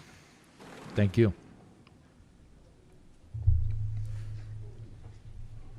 I invite General Secretary of the CPC Central Committee, President of the People's Republic of China, and Chairman of the Central Military Commission, Comrade Xi Jinping, to deliver an important speech.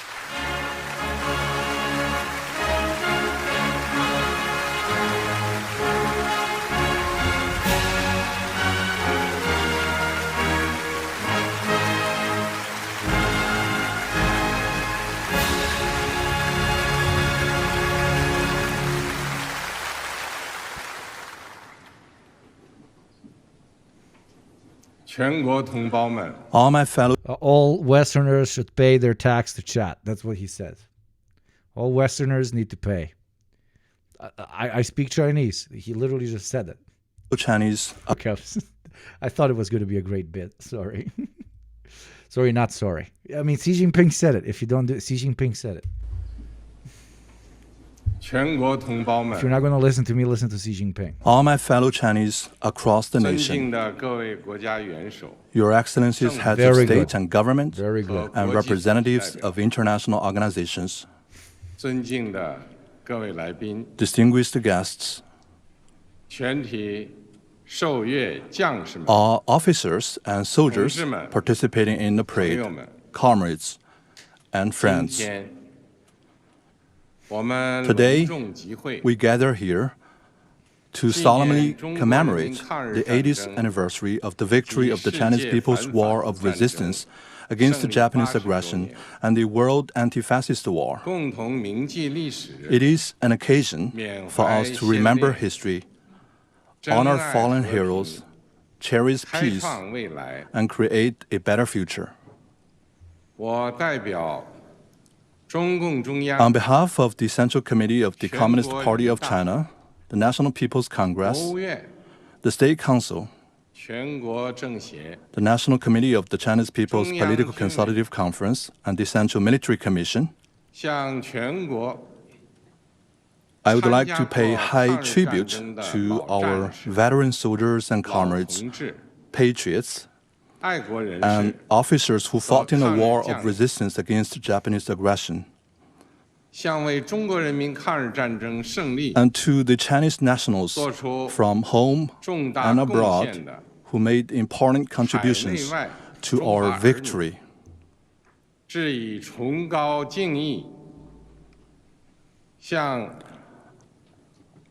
would also like to express my sincere thanks to foreign governments and friends that supported and assisted the Chinese people in resisting aggression. I also extend a warm welcome to our guests from around the world who are with us today.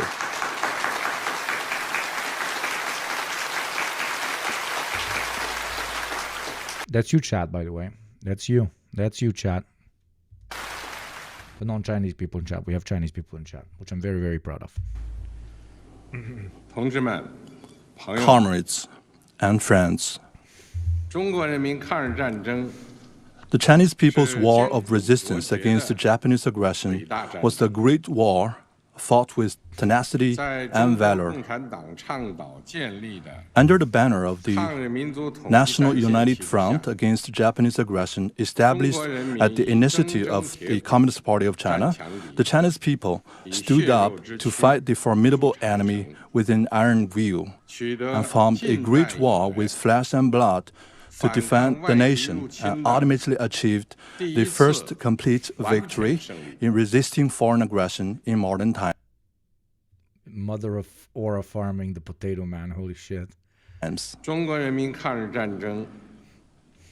Chinese People's War of Resistance against Japanese aggression was an important part of the World Anti-Fascist War. With huge national sacrifice, the Chinese people made major contributions to saving human civilization and safeguarding world peace.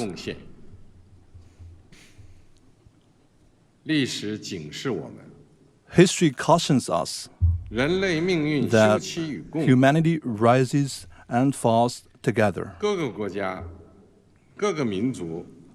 Only when all countries and nations treat each other as equals, coexist in peace, and support each other, can we uphold common security, eradicate the root cause of war, and prevent the reoccurrence of historical tragedies.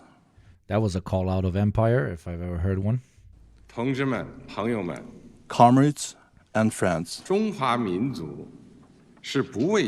The Chinese nation is the great nation that is never intimidated by any bullies and always values independence and forges ahead. In the past, when faced with critical struggles between good and evil, light and darkness, progress and reaction, the Chinese people rallied together to defy the enemy. They fought for the survival of the country, for the rejuvenation of the Chinese nation, and for justice of the whole humanity. Today,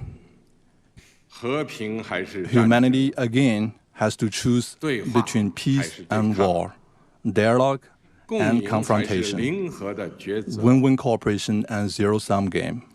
The Chinese people firmly stand on the right side of history and the progress of human civilization. We will remain committed to the path of peaceful development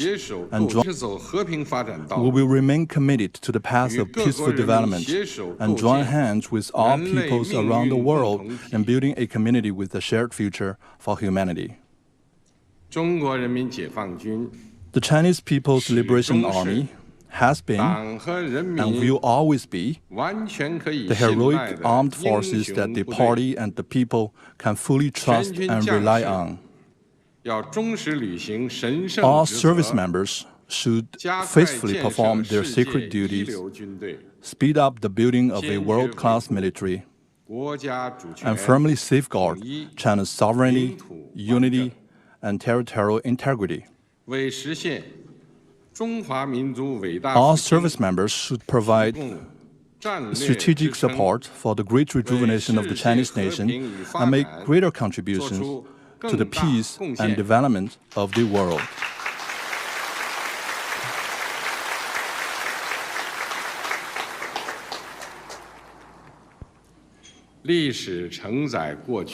History carries the legacy of the past and inspires the future.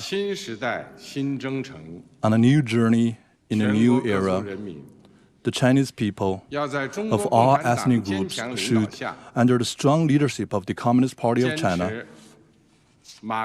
follow Marxism-Leninism, Mao Zedong thought, Deng Xiaoping theory, the theory of three represents, and the scientific outlook on development, and fully implement the thoughts on socialism with Chinese characteristics for the new era. We should stay firmly on the path of socialism with Chinese characteristics and carry forward the great spirit of the war of resistance. We should press the head theory is the legacy of the past and inspires the future.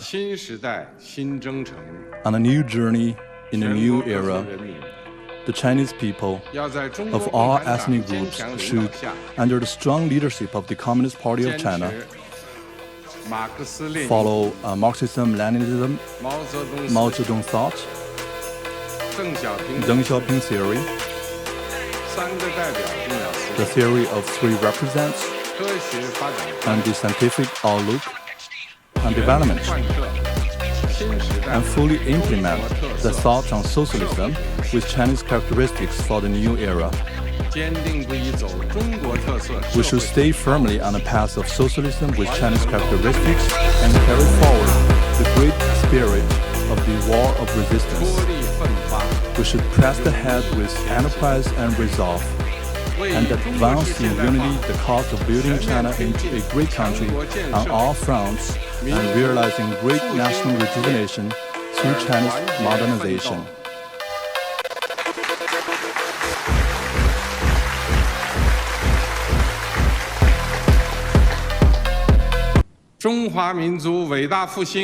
The great rejuvenation of... I'm good sometimes. I'm really good at my job sometimes. Really good at my job. Thank you, Mr. Meat, very much for the gift sub. Thank you, Bridget, for the 5. Thank you, Juro, for the 5. And thank you, Dysfunction. 6 months. Fucking thank you so much, man. Love you too. The Chinese nation is irresistible. My fucking streamer. Noble cause of somebody had better clip that. Peace. Send me a clip if you have. I want to listen to it back. And development of humanity will prevail.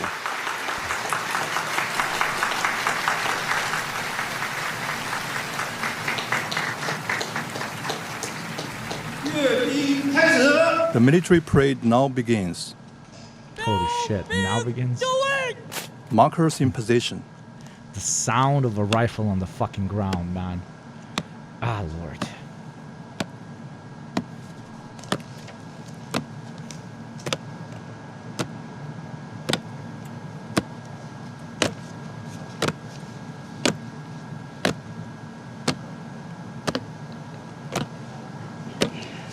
The parade guards mark positions and boundaries at the parade ground. 60 soldiers will line up in front of the eastern and western ornament columns on the Tiananmen Square.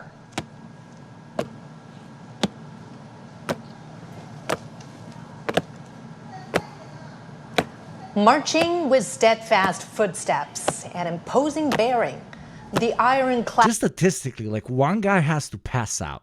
Like just statistically, when you have so many people, one guy has to pass out. How one guy doesn't pass out is like mind-blowing to me. Like now, obviously there's 10 dudes, but there's going to be like thousands of dudes marching. How does one guy not pass out is so confusing.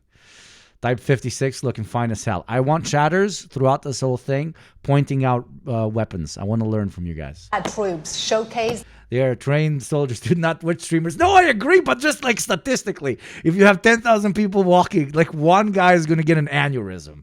I don't know. Their unshakable faith, strong conviction, strict discipline, and firm commitment to their duties.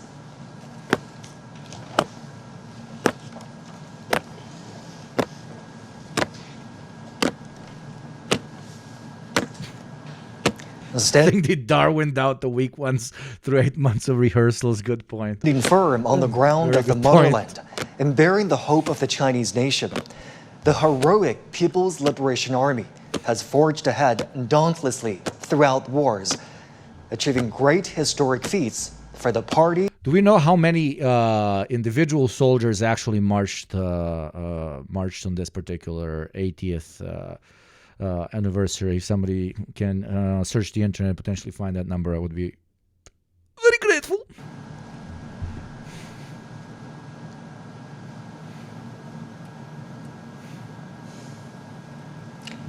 At the solemn moment today, the People's Armed Forces... They find the guys with healthcare issues and they pump them full of all the good organs they harvested. Oh, we have a pet. Chat, we have a pet. Andrew King, I remember you, my friend. Are you the one, were you the one that called me a shitskin monkey Christian Muslim? Or you're the other pet? It's very nice to have you again, my friend. Hope you're doing really well. Hope you're not coping and seething at the new century as it looms over your failing empire and everything that you hoped but will never achieve with, well... Oh, Lord. Are ready. Chatter's joking. Oh, are you joking? Oh, sorry. For the inspection. Or no, I don't think. Maybe it was... No, that was a joke. Friendly fire. Oh, okay. Sorry, Andrew King. Sorry. No, I remember Andrew King, but sorry. General Secretary of the Communist Party of China's Central Committee, Chinese President and Chairman... J at the end. Sorry, Andrew. Very sorry. Also, hello from the Balkans as well. Of course, one of ours is going to, like... Of course, one of ours is going to do this during this special event. Yeah, but te pas kako si stresiro, yeah. And of the Central Military Commission, Xi Jinping. They are also ready to be reviewed by the party and the people.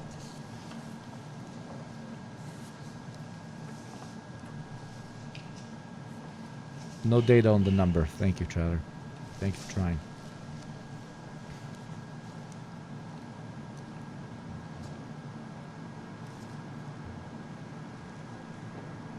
Over 12,000 soldiers. Yeah.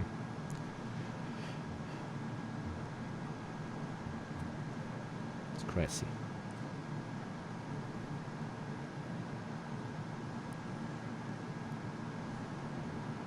Thank you, Big G Guy.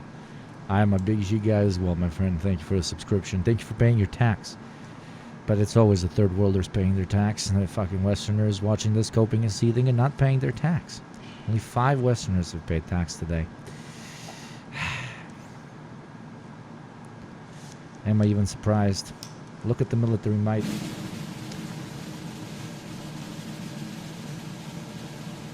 You want to what? Save it and pay taxes to your American or German or French Empire or British Empire so they can have more tanks?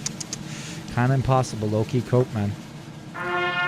Give it to the talking head, bro. Give it to the talking head.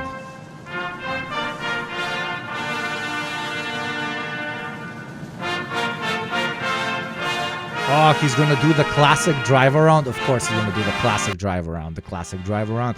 You got to do the classic drive around. You can't do a parade without the classic drive around. Which is also a flex. Like, look at me in the middle of this square. Fucking assassinate me, motherfucker. Assassinate me. I triple dare you, motherfucker. Fucking assassinate me, motherfucker. Because he's not sitting inside of the car. He's literally peeking out. Assassinate me, motherfucker. 12,000 of my own soldiers. Not a single potential fucking traitor that's going to shoot at me, motherfucker. Try it, motherfucker. It's what they call flexing with Chinese characteristics.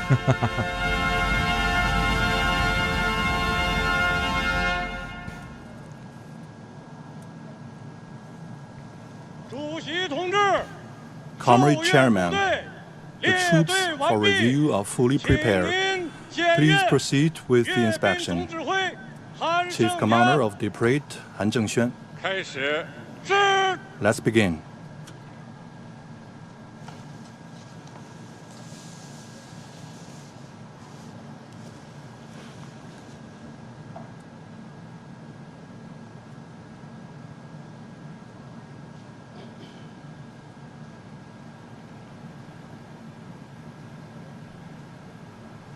I swear, how the people in chat that are experiencing hardcore alienation by their job would not have it because they're, I don't know, low-key destined to be fucking soldiers, but they Next, choose not to because they live in imperialist countries. President That's what you should do, by the way. Xi will pay an eye salute to the party national and military flags.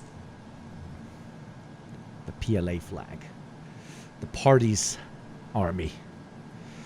Communism's army. She looks like a dad is never proud of you. If you pay extra attention, you can see the start of a tear. Yeah. But he looks like he's not proud of you, but he's really proud of you. That type of shit. But he's like, but if I show you that I'm proud of you, they're going to become soft and weak, and I'm not going to do that.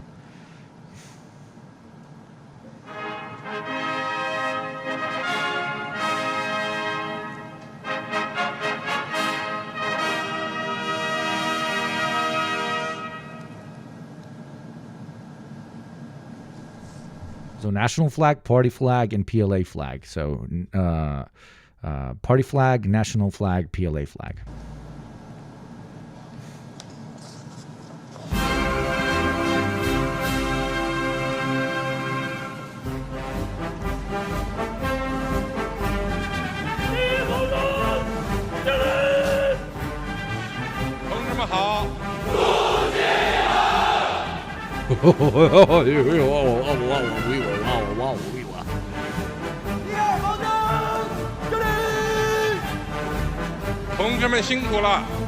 He just said, I'm driving and nobody's shooting me. Haha.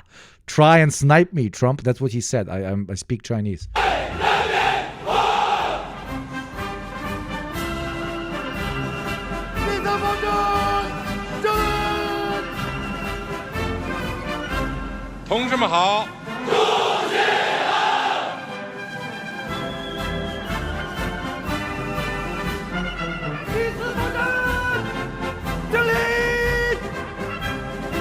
He said, Americans only have burgers. What do we have? And now they will reply, a purpose. In a typical back and forth, President Xi says, "Salute to you, comrades." And the soldiers reply, "Hail to Chairman." The president then says, "Comrades, thank you for your hard work." To which the soldiers reply, "We serve the people."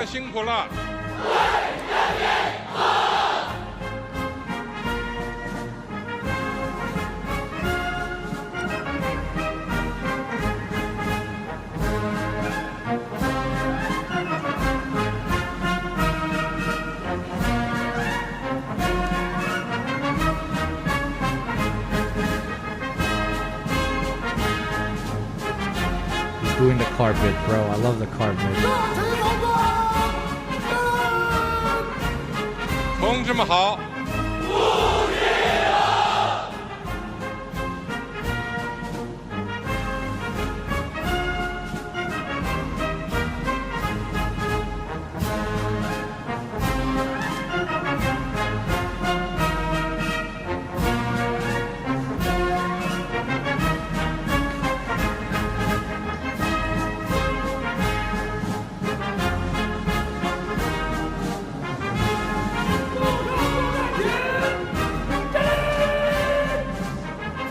同志们辛苦了。 As you could hear right there, the phrase "serve the people" was written into the party constitution at the 7th National Congress of the Communist Party of China in 1945. Serving the people wholeheartedly was established as the fundamental principle of the party and the People's Liberation Army.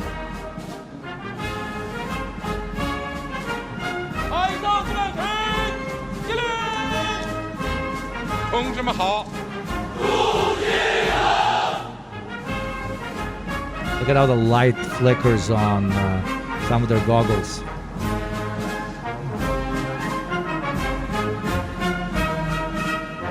Do you think he gets nervous?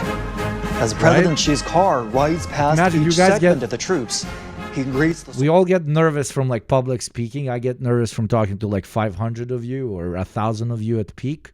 Right? Obviously, I'm human. I get nervous. This motherfucker running a military parade in the entire planet watching, probably like 1 billion people tuned in on this shit, in front of 12,000 soldiers, everything being recorded live.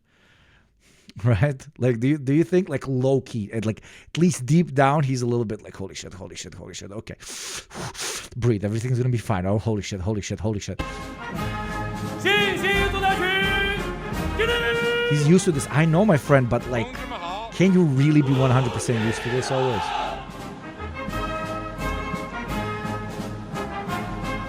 The PLA views itself not only as the defender of national sovereignty, but as an integral part of society with a direct responsibility to safeguard people's well-being. In peacetime, the Chinese military participates in missions that serve the people's interests, such as disaster relief. And all this has earned them the title, the most beloved people in China.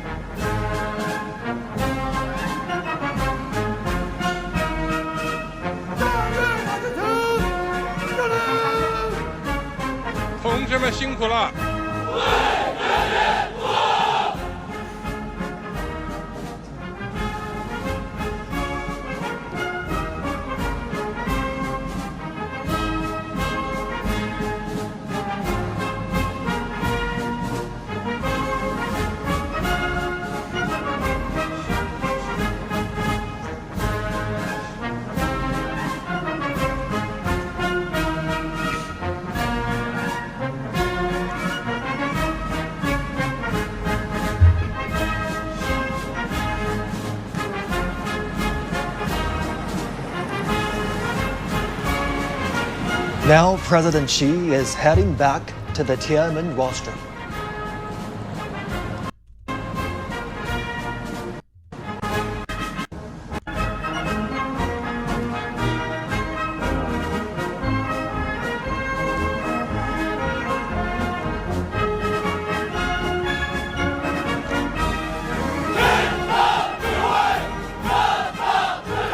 Coinbase, thank you for your sponsorship. Oh wait, no, the wrong parade, sorry.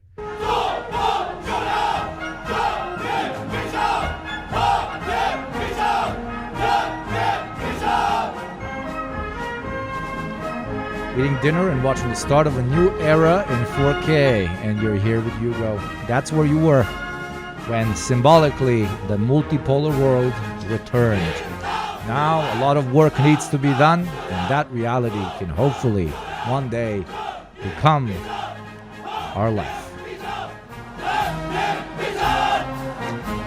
When President Xi's car rides past the troops, the soldiers shout, "Follow the party's command, fight to win, forge exemplary conduct.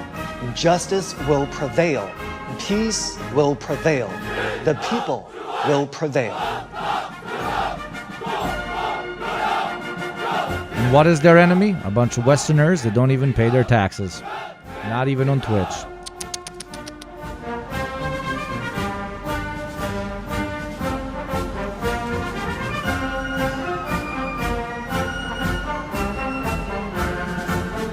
Don't you think that as an American I can't convert to Chinese? I mean, the future is bright. You never know. Great migratory movements over to the People's Republic of China are going to be a direct consequence of a more multipolar world for millions upon millions that are now simply choosing America because they are not informed on alternatives, will look at the bright red sun as their potential new option.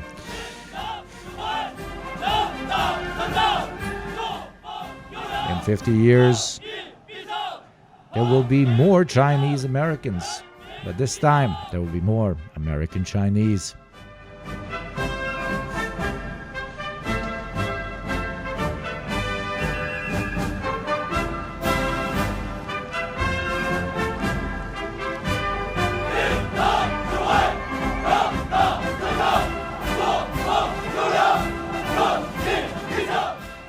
Think that they'll know how to deal with immigration properly and capitalize on it? I hope they do. Their vision of an internationalist Chinese state proves that they most likely will. It's a country that has quite literally made racism illegal and ethnic-based bigotry illegal. Therefore, their path towards eventual, even greater internationalization is directly in line both with the current party's interpretation of socialism as well as the most basic of the directives of socialist thought.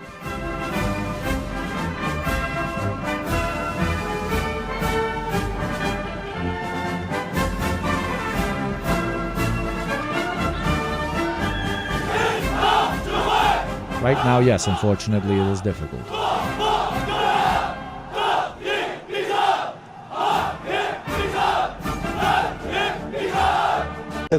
Now he goes back, over there, he's got to drive back, there's no like transportation thing, and afterwards they start marching.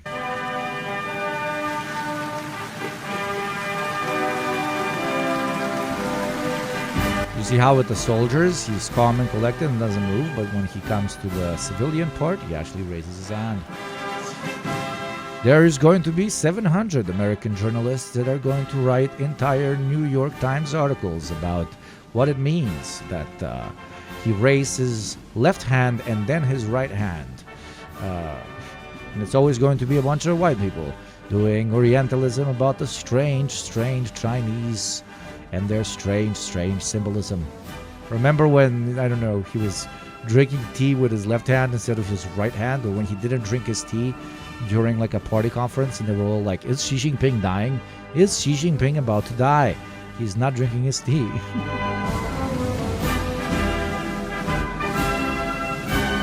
He said, continue following Marxism-Leninism, literally for those of you joining us a little bit later. The Dengis interpretation as well, and socialism with Chinese characteristics, and that socialism is and continues to be the goal of the Chinese Republic. And for that, billions must die. Billions must die right now.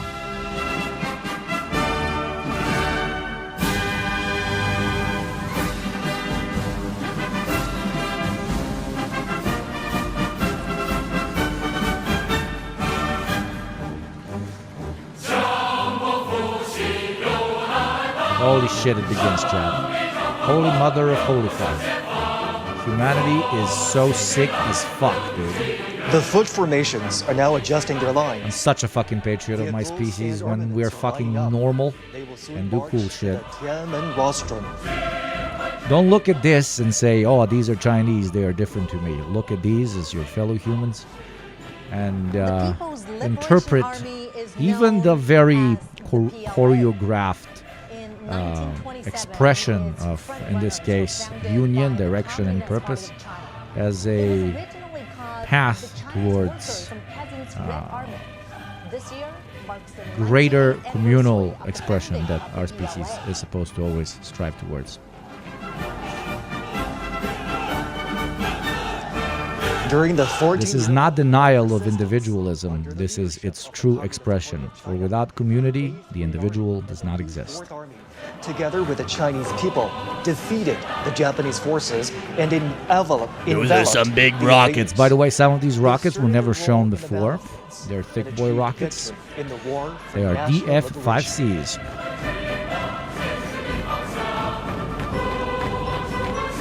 Since the founding of the People's Republic of China in 1949, the PLA has also undertaken the tasks of national defense and socialist Can't even get into my car that fast. transforming itself into a more revolutionary and modernized Silo-based military. ICBMs.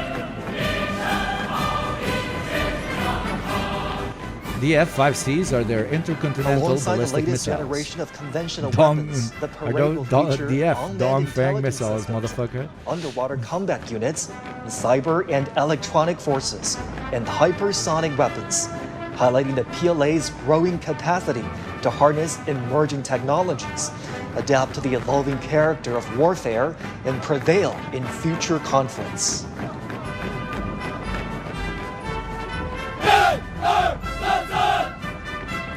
Just as China's weaponry has seen remarkable evolution over the years, the Chinese military has also continuously strengthened itself by reinforcing the German horses for one beat, and only in slop-eating Hungarians who polished the cups of German horses for 1,000 years before being elevated to sapiens by the USSR. Forever Lumao wing at the fact you're Indonesian. Ha ha ha ha ha ha ha ha. Laugh it up, you ugly Hungarian macaque. Your destiny is to be obliterated into nothing by a Chinese Dongfeng missile. supremacy of political guidance and advancing comprehensive reforms.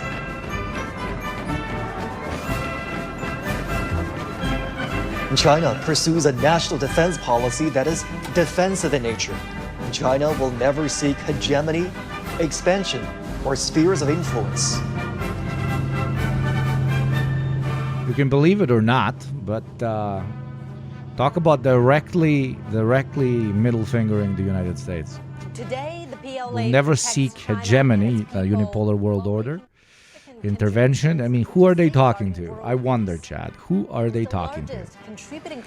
They're talking to you, Chatters, that are not paying your goddamn taxes. Security Council. 20 gift subs for Westerners, 10 gift subs for Westerners who are minorities, and 5 gift subs for the rest. You know, the rest are paying their taxes. The Westerners are looking right now and drooling at the Chinese century while not doing the bare minimum of switching sides, supporting pro-Chinese talking heads like myself on good old Twitch.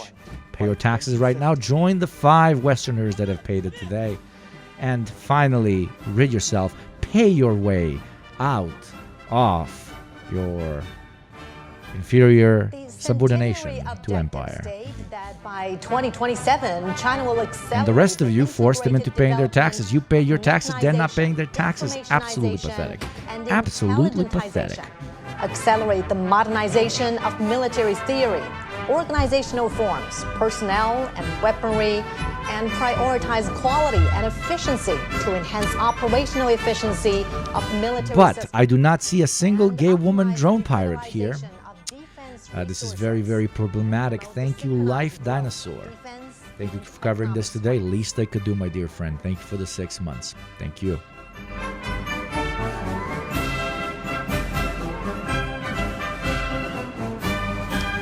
I can unironically hear a Democrat saying, "We watched the Chinese parade. I did not see a single black person there."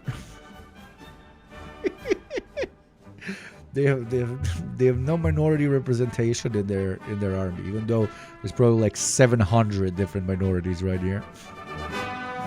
Hype train begins. It is September. You are discounted as we celebrate today. It would be a great day to throw some fucking money at what I guess is Communist Christmas. Today we basically have Commie Christmas. Sure, dangest Commie Christmas, and we cope a little bit, but it is still Christmas. Thank you, Mark Scommy, for the 2 months, my friend. Thank you very much. Also, shill for 6 month subs while it's September. It saves everyone money and gives you more consistent long term.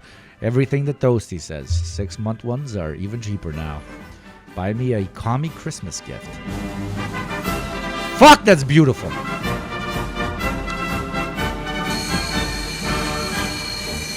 Boy, those are some big boys. Holy shit. Warplanes that form the aerial What the fuck is this echelons thing? Chatters, okay, chatters that are really into this shit. What the fuck is Take this? off? This weird motherfucker. This is a what's this? This is like a this is a satellite. This is AWACS radar. AWACS on AWACS.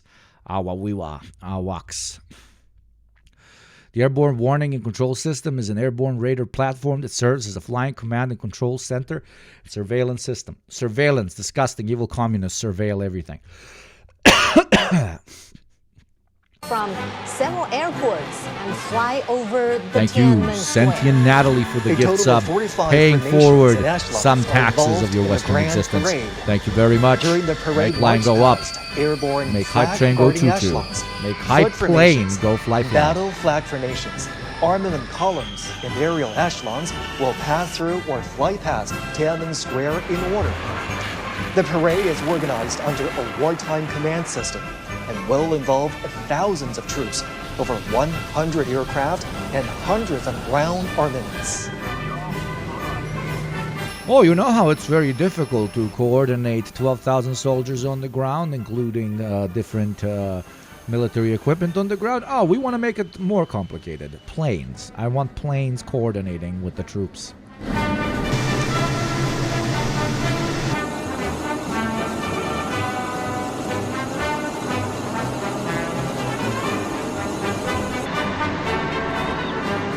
Chatters who have plane autism, please tell us if you see some super fancy new planes. I don't know.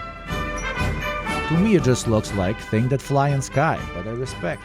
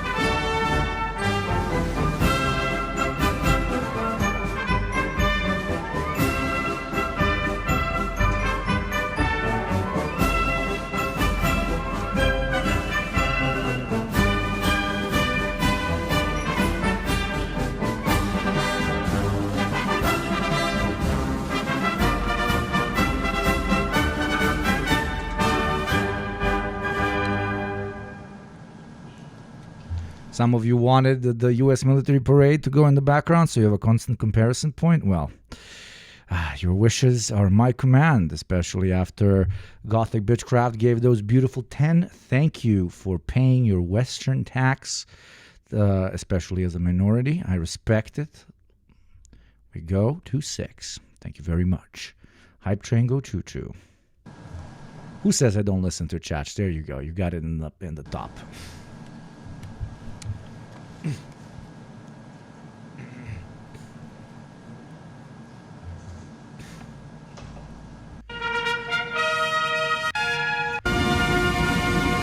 Thank you, McJim.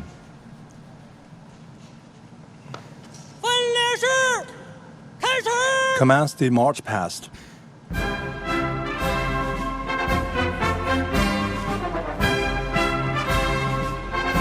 Thank you. Reason to move. The direction. The flag pulls strength. The march past begins with the airborne flag guard echelon.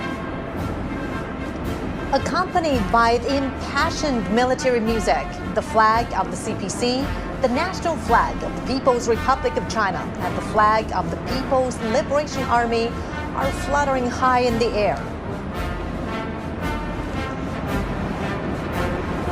26 helicopters form huge numerical shapes of 8 and 0. 3 helicopters are bearing the banners that read, "Justice will prevail, peace will prevail, the people will prevail." How not crash? These messages are a great truce inspired by history, a solemn proclamation of the right course, Jesus and a Christ. clarion call in an era of peace and development. The Chinese nation always cherishes We're peace farming from and the takes sky, side am I with right? historical correctness, fairness, and justice. The people's military will always be an Oh, but communists are just anti-army, but then when it's the people's army, they support it. Yes. Yes? What? Yes? How is that controversial?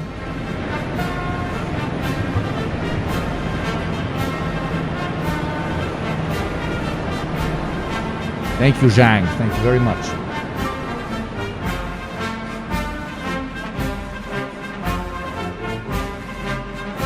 A total of 45 formations and echelons participate Compare in the two pictures parade. right now.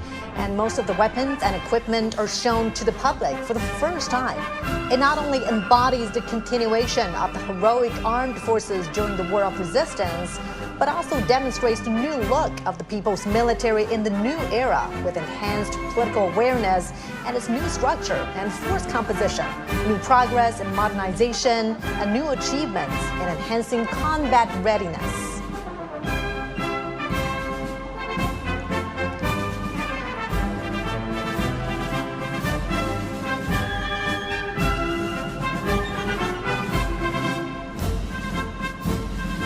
First to be Very problematic, chat. No pride flags. Very problematic. The People's Military has formed a new system of services and arms.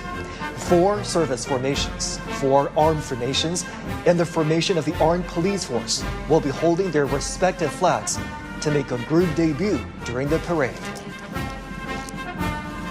Do you think Americans reading this are resentful? Americans are losing their mind. We're even going to watch the Trump statements in this later.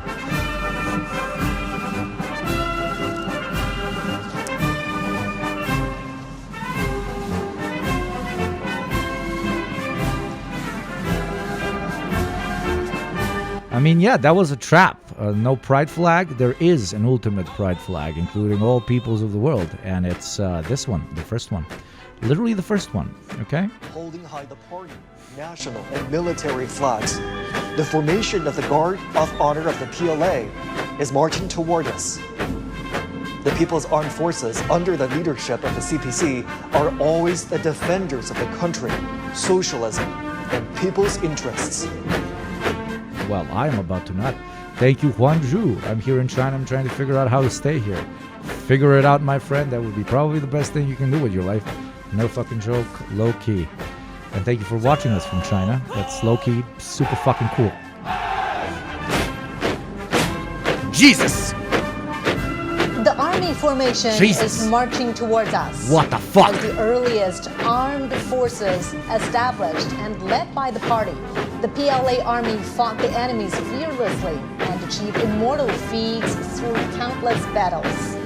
In the new era, the army is transforming itself fast to operate in multiple domains. And it's extra hard for the Chinese because they have desert areas, they have jungle areas, they have forest areas, they have urban areas, and they have river areas, and they have fucking access to the ocean.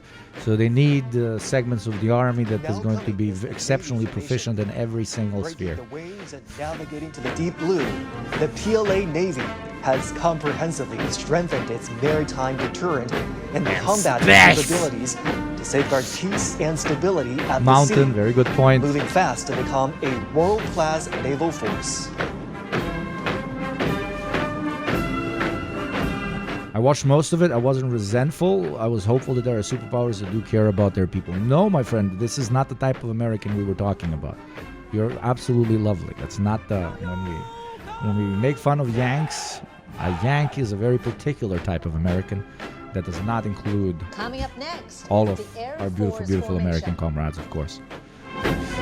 Building a strong Air Force has been the unremitting pursuit of the party and the people.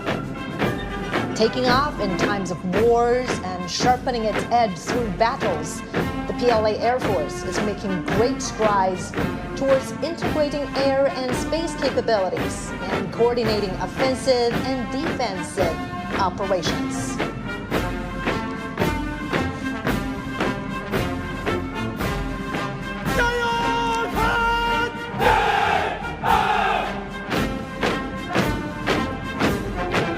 Now under inspection is the Rocket Force Formation. As a core force of China's strategic deterrence, the PLA Rocket Force serves as the strategic support of China's status as a big power and an important cornerstone to safeguard national... It's basically like all fucking PhD engineers right there. Modern armed force with both nuclear and conventional capabilities and able to... There's just a bunch of rocket scientists, literal fucking nuclear scientists marching.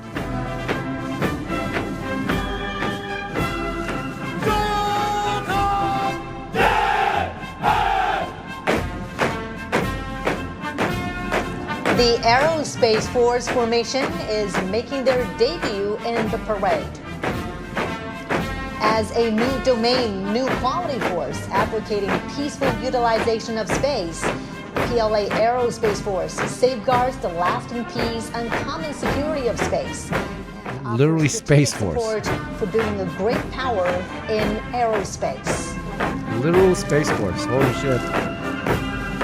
1 minute of hype train. How are you not hyped while watching this? How are you not hyped, my beautiful chatters? It's September. Make that hype train go choo-choo. Also making its debut is the Cyberspace Force Formation. China advocates building a peaceful, secure, open, cooperative, and orderly cyberspace. Through building a cyber Great Wall, China decisively safeguards its network security and sovereignty in the digital battlefield.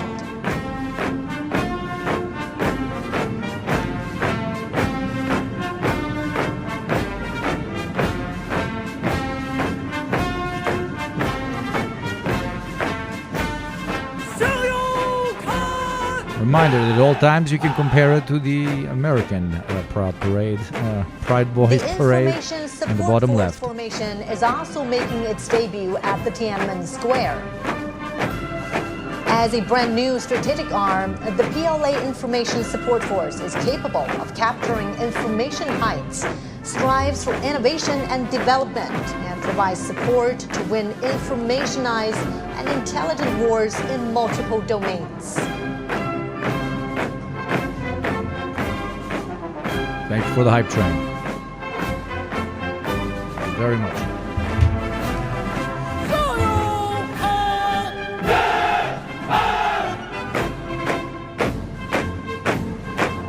Now receiving inspection is the Joint Logistics Support Force Formation. from self-reliance during the War of Resistance all the way to becoming part of the synchronized operational systems and providing effective and precise assistance in the new era, the PLA Joint Logistics Support System has made new strides.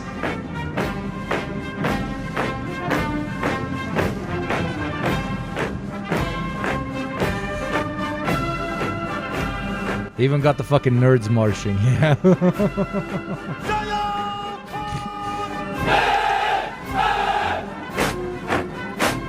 Jesus Christ. Now under inspection is the armed police force formation.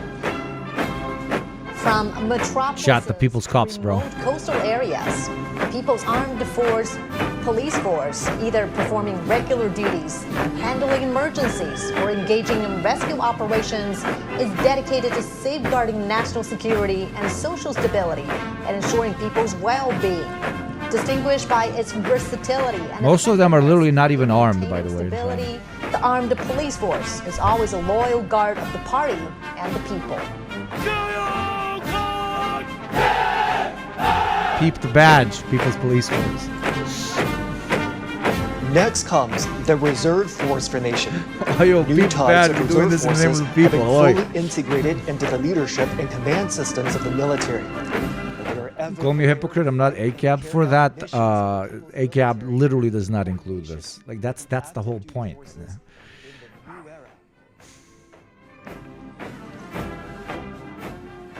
Utilization of violent means to protect against criminal elements is not reactionary. The utilization of violence to protect against criminal elements and against anti-capitalist movements is what makes it reactionary. That's the big difference, you know? Hammer is not evil.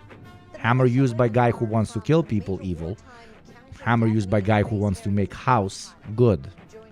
Resistance, Chinese people, regardless of their gender or ages, acted as one in safeguarding their homes. The red genes have passed on from one generation to another.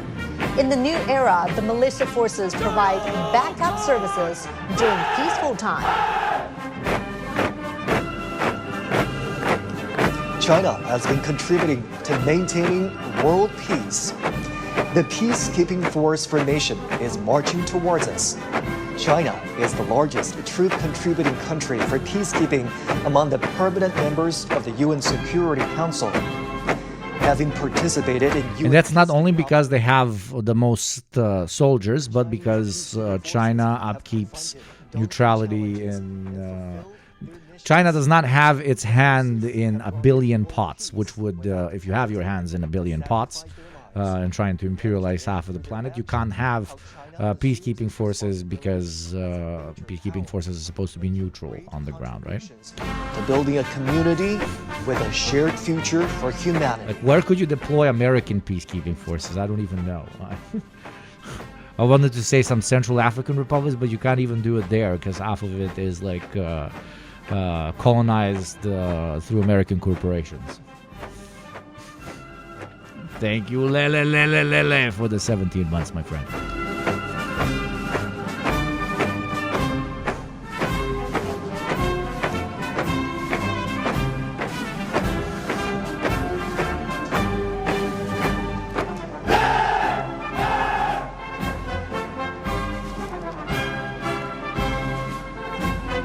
How is this?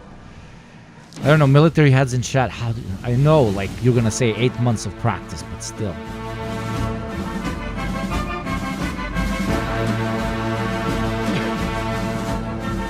With majestic bearing, the 7 combat groups of the armament formations led by the Banner Formation are ready to be revealed. Where are my tank autism people at? Oi. During the War of Resistance, the PLA has accelerated to develop new weapons, including massively deployed killer heavyweight weapons, thus being better equipped to deter enemies and win the war.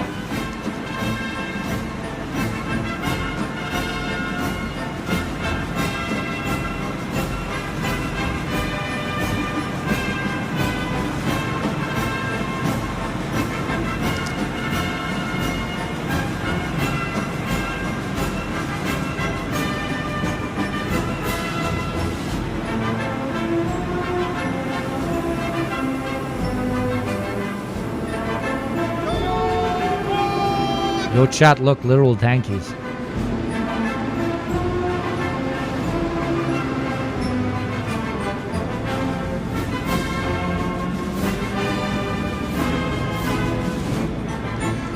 The banner formation showcases 80 honorary banners of the hero unit troops. 8 months of practice for 3 to 6 hours a day, being screamed at and so on, plus holding hands in lines, marching with song, plus people of the same height. Yeah. I can't see it happening without that level of rigorous fucking exercise. Ready to be reviewed. I mean, when you don't do that much rigorous exercise, you can check in the bottom left. So that is how your parade is going to look like. Marching towards us is the ground assault formation, grouped in an arrow-shaped array. The Type 99B tank features strong striking abilities and powered with information.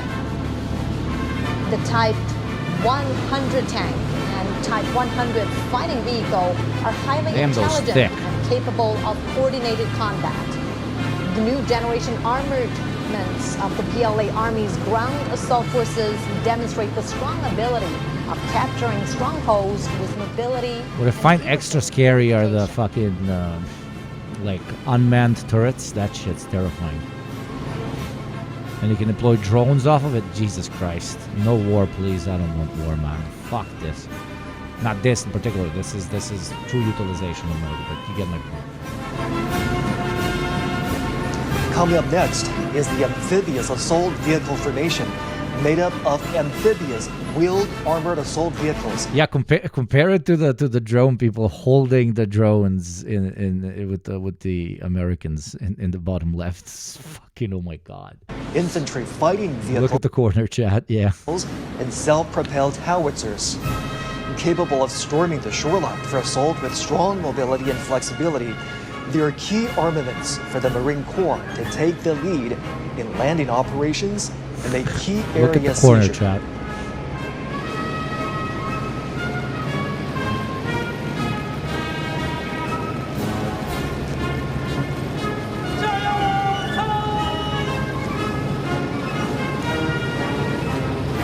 Marching towards us is the imposing airborne assault formation. Diverse airborne armaments in the formation are able to make long-distance air draft and provide heavy-equipped maneuvering support. They are sharp weapons for the Army to make rapid response and deep strike.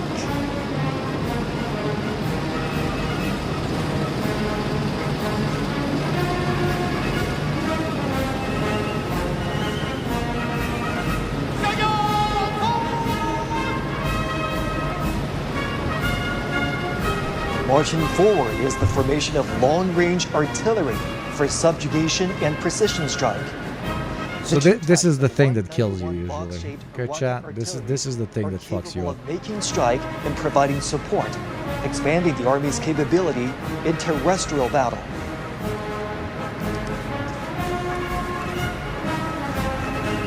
And none of this equipment is on loan from Raytheon. Very good point.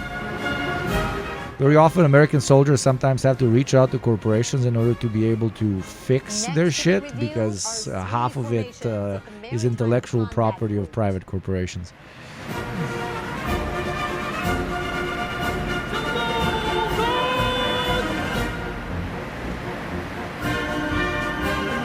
First comes the carrier-based air defense weapon formation. Being reviewed are 4 types of armaments that compose a 3-dimensional system for air defense covering all ranges. The carrier-based laser weapons are strongly capable of precision destruction and consistent What the fuck is this? strike, defining the new landscape in maritime attack and defense. Purely defensive. Okay, put me, if I have to go to war, put me in one of these, I guess. This looks like my type of job. Put me in one of these.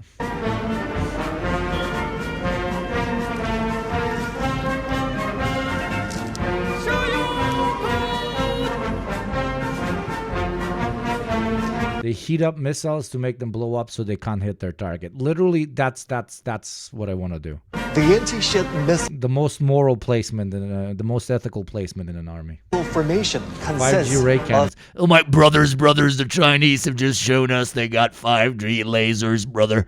They're going to laser us. They're going to laser us and make our rockets fucking gay and shoot each other. Back in my day, rockets were good and straight. A rocket only wanted to fuck the ground. But now the Chinese got them fucking gay lasers that make our rockets gay, and our rockets start going at each other, if you know what I mean. They start frotting and shit, brother. Is frotting the right term? I don't know.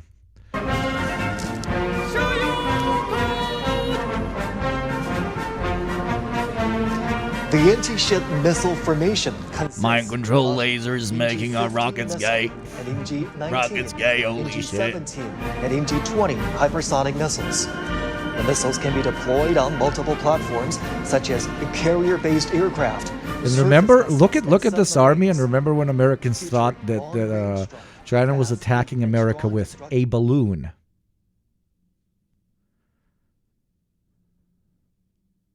A balloon. Remember that?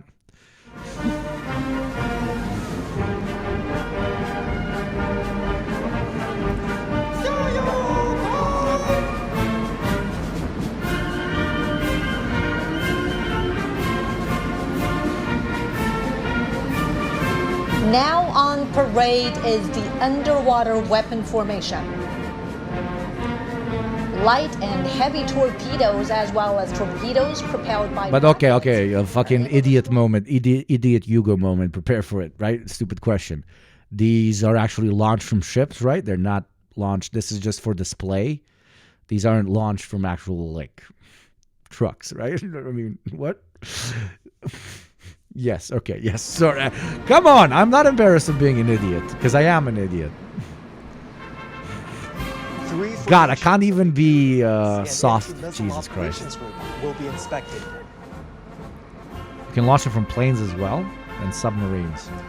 Here comes the early warning detection formation. The 4 types of weapons that are being inspected are all new generations of domestically made, highly mobile radar. In grid coordination, usually planes on carriers can drop them. Missiles far and near. They provide early warning for the country's airspace and aerial security.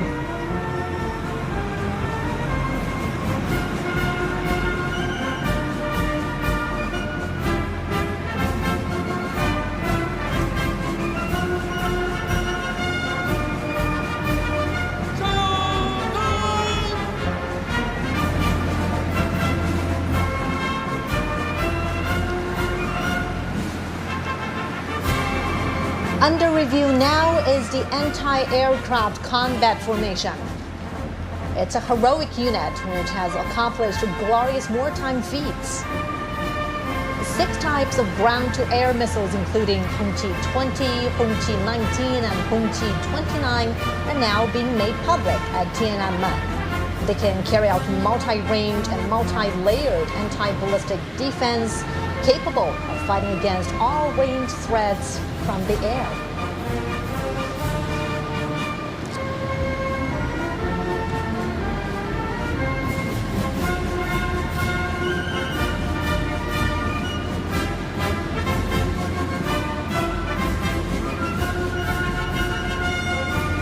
HQ-29 is the new one. Okay, dokes. Look at the bottom left corner, by the way, chat. Look at the bottom left corner. Here comes the anti-drones formation, set to defend the low-altitude domain. It includes anti-drones missile and artillery systems, high-energy laser weapons, and high-power microwave weapons. The trio microwave weapons, brothers. And destroy. They wanna take away the barbecue. They wanna microwave all the food. In communism, you only microwave the food.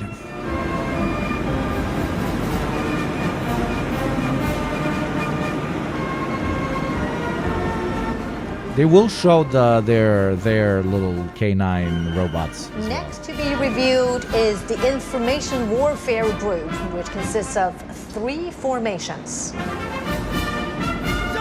you go. They got the drones. That's a big drone, brother. Driving towards us is the Cyberspace Combat Formation. The 4 types of equipment being inspected can command and control, detect and sense, and carry out cyber and electronic countermeasures in an integrated way. It is a new force that consolidates cyber defense and empowers joint force operations. The World War II Ankh was like, what the fuck? What the fuck do you mean fucking what? What? The Comrade was like, what? The fucking what? Cyber what? The fuck is a cyber? Just give me a fucking Makarov and I'ma fucking bring you back 20 fucking Japanese scalps. These fucking kids these days with these goddamn fucking microwaves and shit.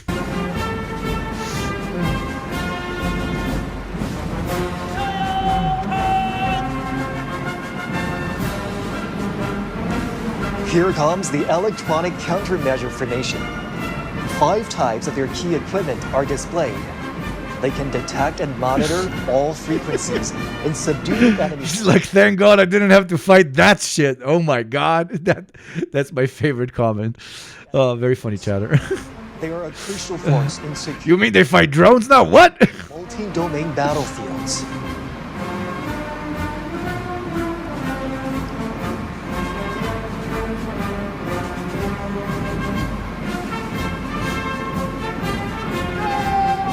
Reminder to Westerners to pay your tax. Every Westerner that pays their tax to this Chinese talking head, pro-Chinese talking head right here, will eventually be saved from Chinese drone swarms as they hit you on the front. 20 gift subs from Westerners, 10 gift subs from American minorities, and 5 gift subs from all people of the world that are not considered, that do not live in what is considered the West. Talking heads have to eat too, as they say. Now discounted for September.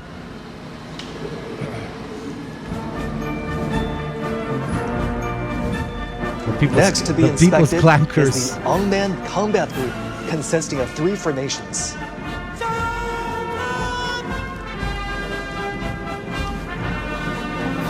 First, we have the unmanned land combat formation. These unmanned vehicles can carry out various tasks such as reconnaissance, assaults, mine and bomb defusing and removal, and squad This is what assistance. terrifies me. This is scary They can shit. be operated remotely and are able to move independently, work flexibly in groups, and make intelligent maneuvers. With them, the Army can make coordinated operations between manned and unmanned forces.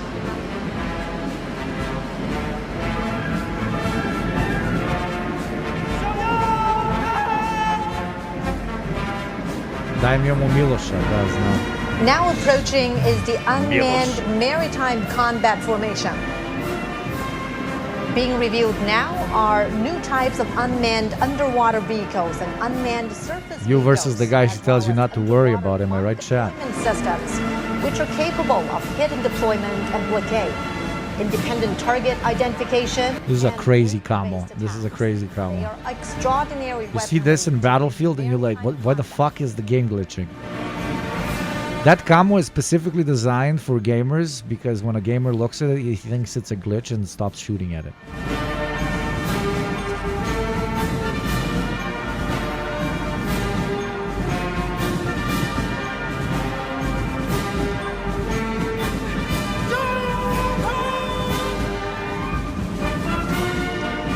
Oh, and behind them, the wedding crashers, as they call them in America. Combat formation.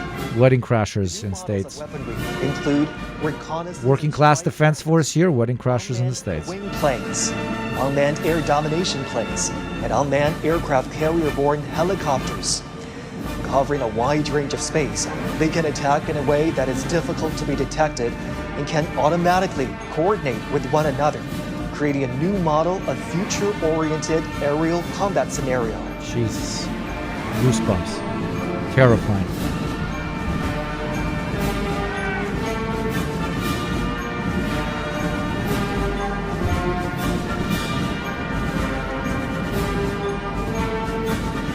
come on. They don't have fucking drone copter killing machine. Oh my God. Oh Lord. They doing the two formations of the Logistics and Equipment Support Group are to be revealed. Some general in the Pentagon sweating like a motherfucker right now. The Logistics Support Formation consists of... And as our friend from China says, this is just stuff in active service, by the way. Very good point. Transport and refueling vehicles. And There you go, chat. This is your detachment. You guys are refuelers. You oil me up all the time. This is you guys. Oilers, Oilers, look at you guys. Oilers, gifters, this is you. Look at you. You're so fucking thick and beautiful. There you go, Oilers. This is your detachment.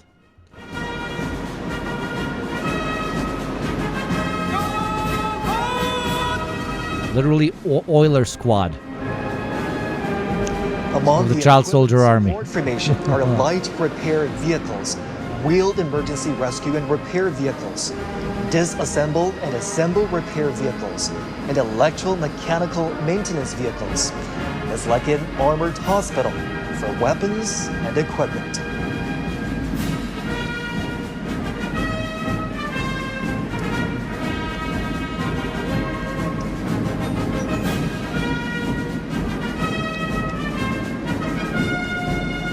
Damn, I know some stuff. Yeah, that would be crazy. Next to be inspected is the Strategic Strike Group, consisting of 4 formations.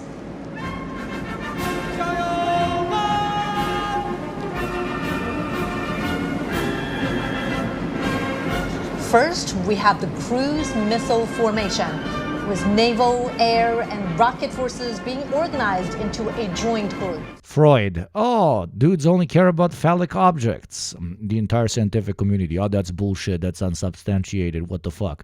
Also, men. Look at the screen. Look at the range precision strikes. Look at the screen. Anti-domain deterrence.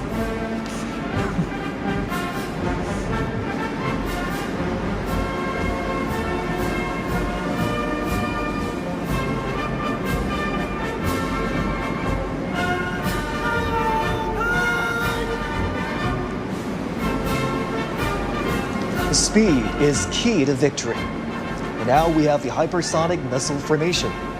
The new types of missiles, Yingji 21, Dongfeng 17, and Dongfeng 26D, can fly at an extremely high speed, excel at breaking through blockage, and hit targets with high precision. They're vital to victory. Wait a second, all these missiles look like dicks, brother. But aerodynamic design, yeah, that's what you tell yourself at night before you go to bed. Nah, it's phallic objects, dude. All-weather combat. CJ-1000, that's the new shit.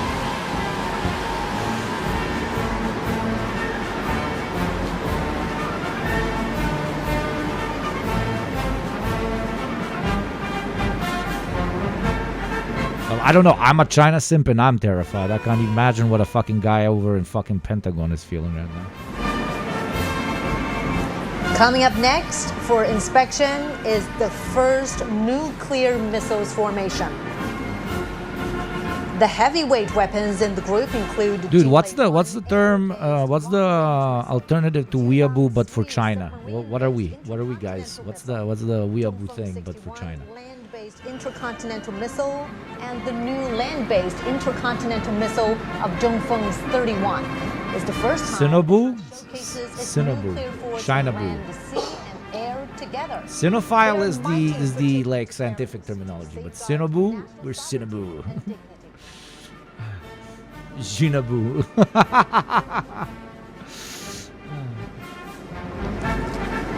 Wojiabu. Sinabubu.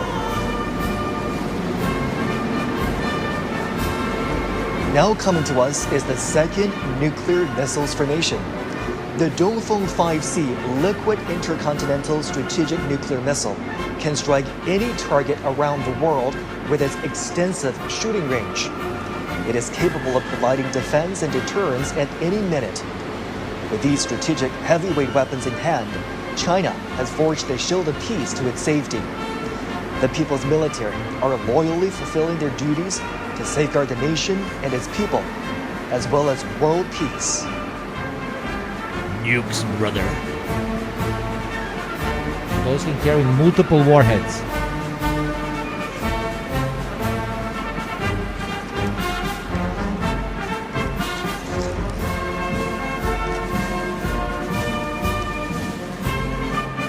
That was sick as shit.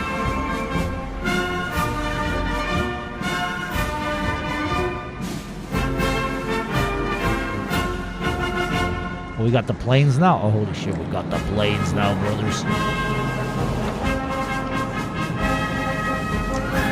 These are the planes called Fallout. The aircraft feature an early warning and reconnaissance, long-range strike, aerospace control operation, strategic delivery, and logistic support will show the PLA's increasing air combat capabilities. First flying past is the echelon of early warning. How did China build up its nuclear arsenal without the U.S. losing its mind? I mean, they did not have an option, my friend. J-16 fighters. They did not, they didn't have a choice. Planes and J-15T shipborne fighters pass through in turn for inspection. The development and deployment of the latest domestically made early warning aircraft has remarkably improved the PLA's capabilities in command and control, early warning and detection, and coordinated strike. Now approaching is the echelon of special purpose aircraft. Under the escort of J-16 fighters, Y-9 anti-submarine patrol aircraft, electronic reconnaissance aircraft, and radar jamming aircraft form the 3 V formations. The deployment of the various types of special purpose aircraft has significantly increased the PLA's abilities in maritime and air reconnaissance, patrol and surveillance, and electromagnetic. The craziest part is I'm low-key learning a lot. Like, I'm low-key learning a lot about military tech.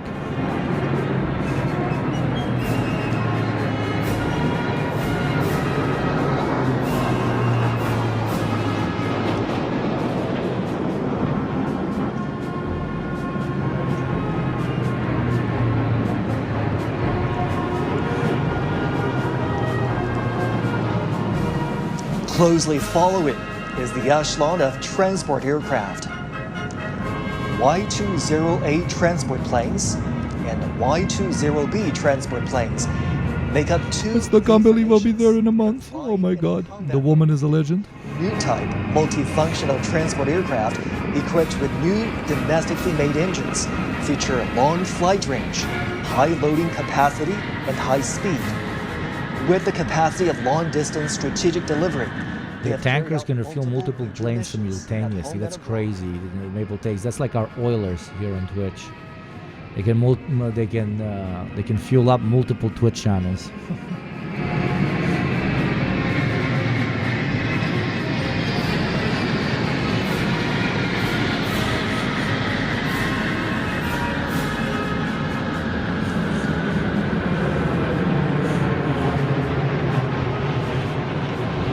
Now flying over is the echelon of bombers, composed of 3 V formations that consist of H-6N strategic bombers. Yeah, like a king called Prince. Yeah, he's a flying fucking Oiler. As a major force in long-range strike, the aircraft are capable of long-distance raid, patrol in a large area, and attacks outside its defense zone.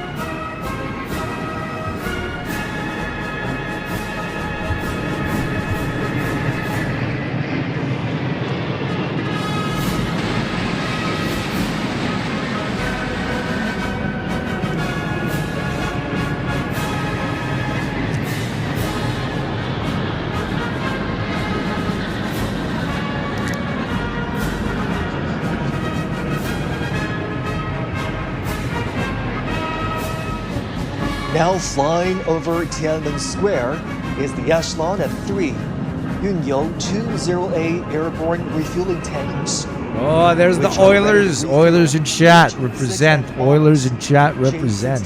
fighters. Raise your hands. Look how big and thick you are. Jesus Christ.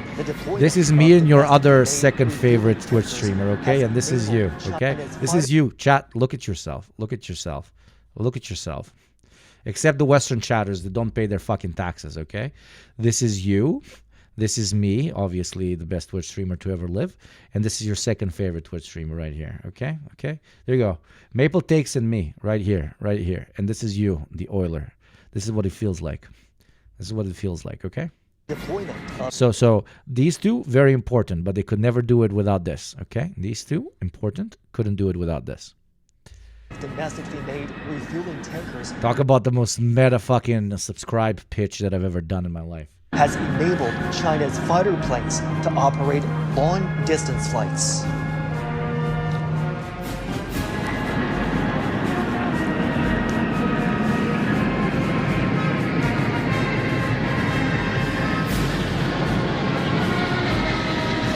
More phallic objects.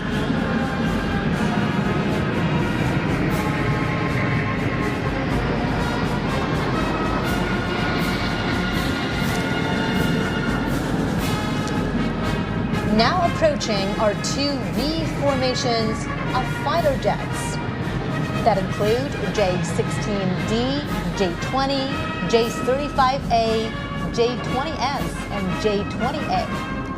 There you go. Hey, Hachiro, thank you for the gift sub.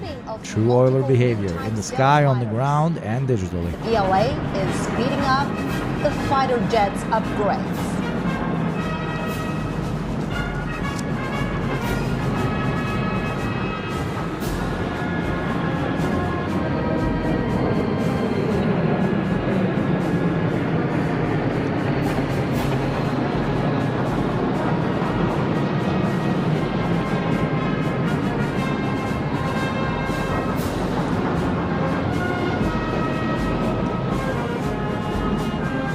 Now, above in the sky is the echelon of carrier-based aircraft composed of two V formations of J-15DH, J-15DT, J-35, and J-15T carrier-based aircraft.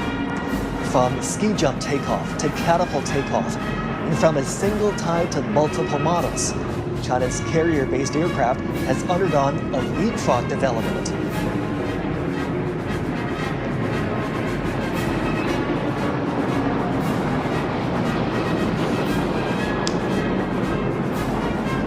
Last flying past is the echelon of trainer aircraft.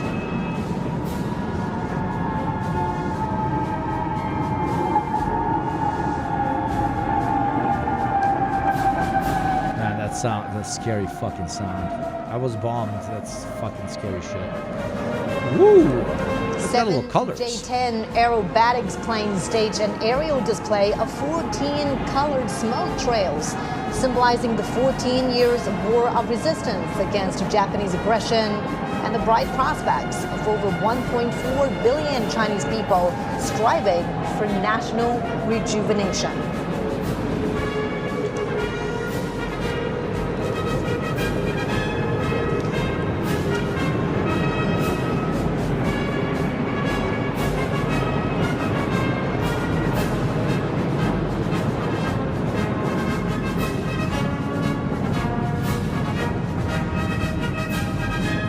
There you go, guys. You wanted a pride parade, a pride flag? There you go. You got a pride flag at the military parade.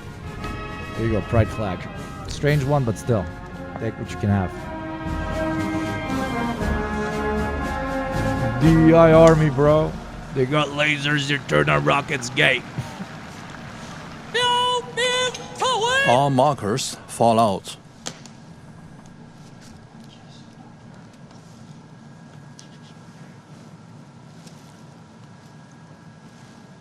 Talk about quiet. Holy shit.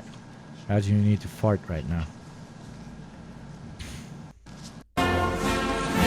The doves. Look at this shit. Yeah, I saw this on TikTok. Look at this.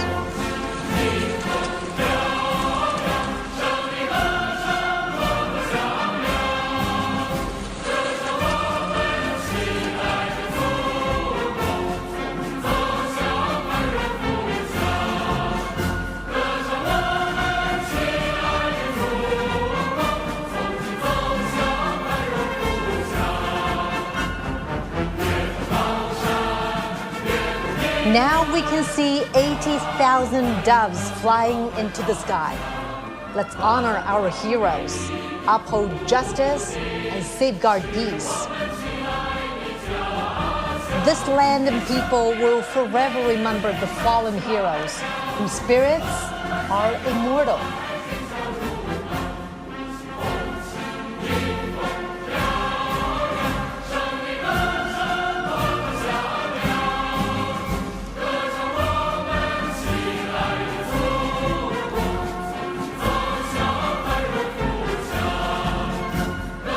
Fuck, Loki gonna cry, bro.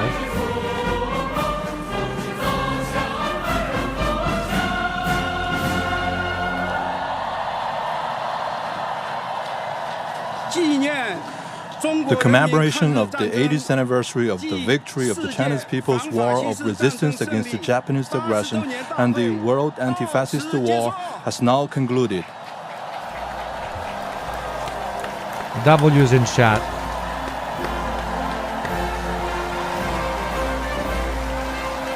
Years later, while the historical trends of peace, development, cooperation, mutual benefit remain unchanged, the Cold War mentality, hegemonism, and protectionism continue to harm the world. Peace deficit, development deficit, security deficit, governance deficit. Again, not easily humankind impressed. has come to a crossroads of peace I am or impressed. war, dialogue or confrontation, win-win cooperation, or zero-sum games. History reminds us that the destiny. And, I mean, come on. Maybe it's not intentional, but the balloons. Out of everything shown today on the parade, okay, Americans thought that this was what the Chinese are sending against them. Brother, they're deploying the balloons, brother. Brother, they're deploying the balloons. No, this is their true power. They're truly unveiling it, brother. The balloons are flying at us, brothers. To prevent repetition of historical tragedies.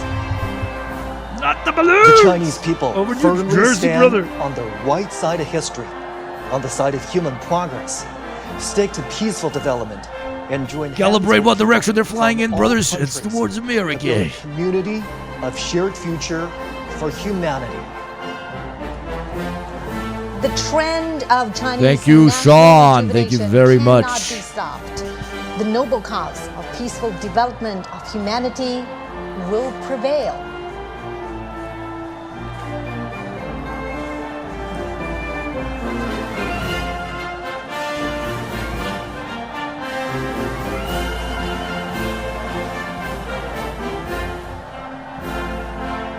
Brothers. Balloons. They're coming. Thank you, King Vendora, for the 14 months. Trump could never. Maybe he could pull off the balloons. I think he would confuse the balloons with Chinese balloons. No, even if he wanted to probably fly balloons, he would have to buy the balloons from China.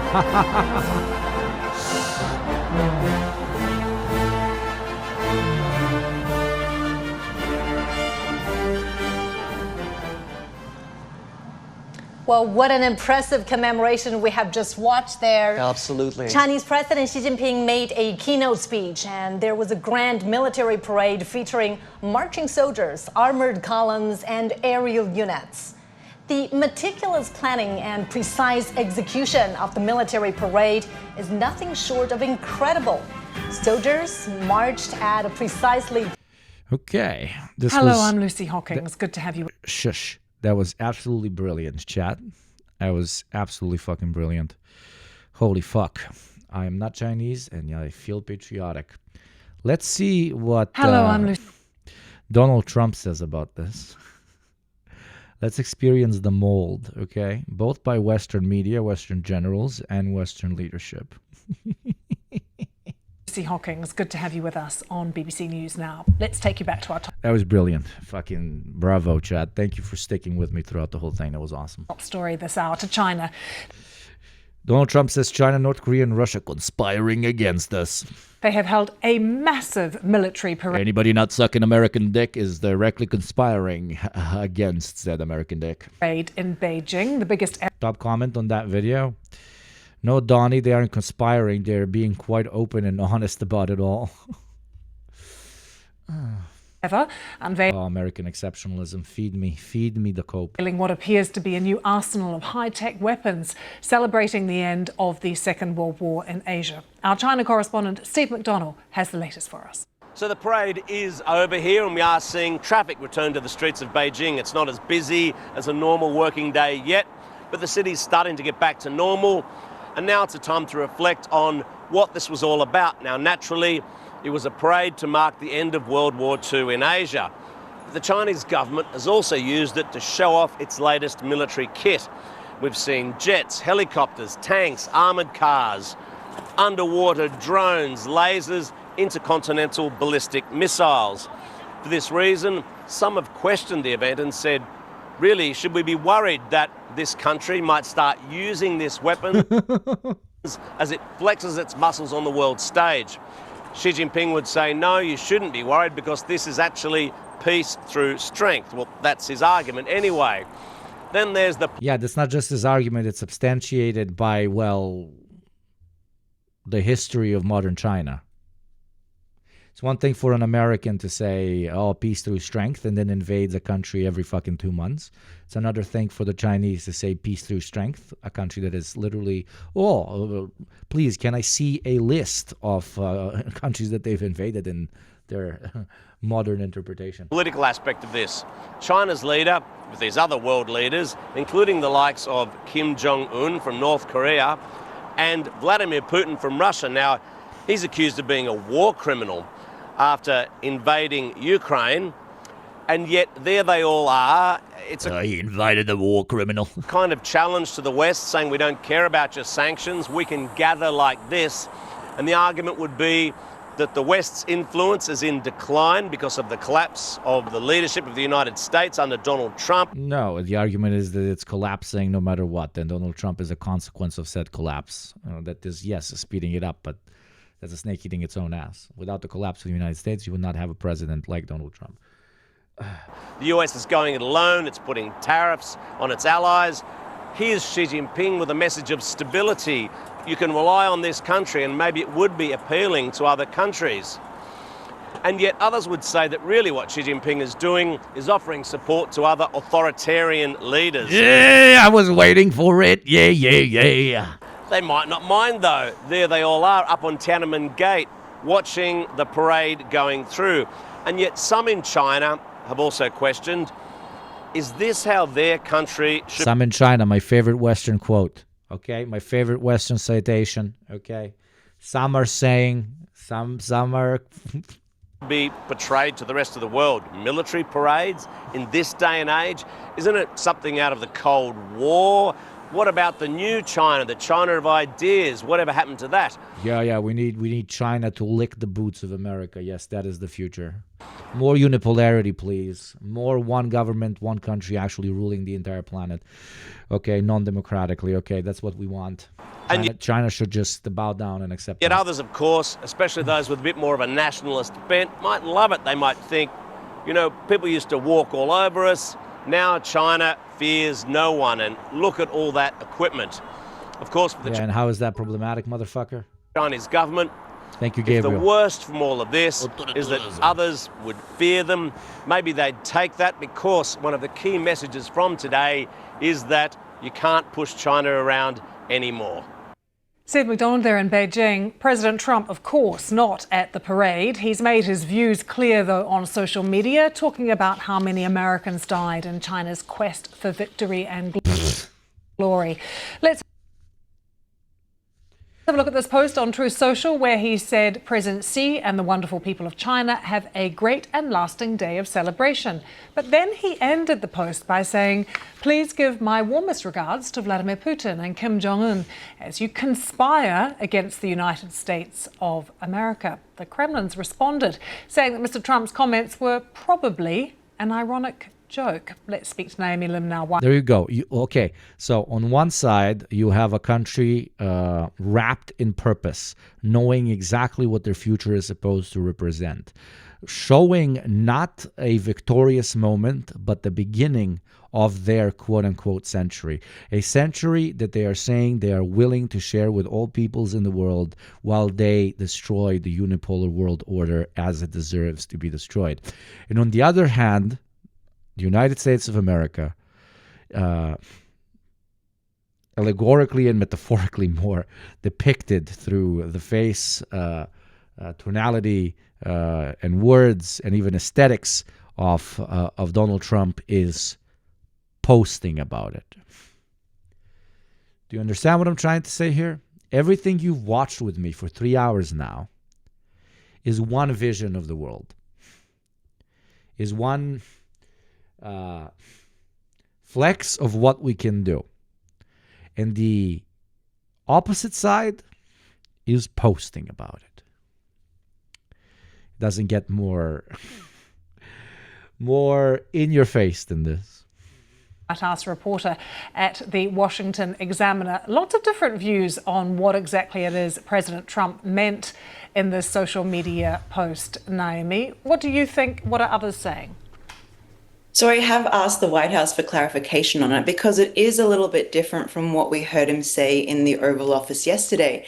A BBC colleague of yours actually asked him, whether he is worried that China is setting itself up as a sort of, another option in terms of leadership in the world. And he downplayed the concerns. He sort of said, no, he doesn't. Which, by the way, that question implies that the United States at the current moment has the position of leadership in the world, which would be an unironic admittance of imperialism, but okay. Doesn't believe that that is the case. In fact, China needs the US, whether it's economically, particularly as the tariff war and trade deals are ongoing. And so I think that, there's this sort of, approach to foreign policy. Did you just see like what represents the People's Republic of China? And I'll look at what represents the United States of America. I'm not talking about their aesthetics. You probably, all of you are informed here, know exactly every single person here, what they represent and what let's say, intellectual and more importantly, political literacy that they have. These are the two sides. These are the two sides. And that is exactly why it's being taken into hyperdrive. More and more countries are realizing that the long-term investment in America makes absolutely no fucking sense. And more countries will recognize it in the future, and they will short that American government stock by readjusting. Policy within the Trump administration. By choosing an alternative that is a stable, reliable partner that does not want to blow their fucking weddings up, okay? That I think they're still... That doesn't post. figuring out, because we even saw in the Oval Office yesterday, I assume going into the day that they would try to, portray strength or something like that to, create this political split screen from what we've been seeing all weekend from China. Not only was the meeting, that there were high-profile meetings between President Xi and President Modi of India, but now obviously this huge military display. And we were sort of surprised yesterday because it was mainly an announcement about the US Space Force. And so I think we'll see sort of an adjustment with that today, particularly after we saw this Truth Social post from the president. 尊敬的各位同事。 Very interesting. We've got retired colonel reacts to China and Russia's attempt to change the world order. This is 2 days ago. Son of a bitchy. Come on. Still, we can watch it, even though he probably Democrat host Epstein, blah blah blah. There you go. Like this is what's happening. Like conversations about pedophiles on islands. A minister of health that is compromising the health of the nation. Federal appeals court says Trump unlawfully invoked the Alien Enemies Act. You don't have to be incredibly politically literate to see chaos on one side and a resolute, materially backed up vision for the future of your country on the other side. It is to juxtapose the two.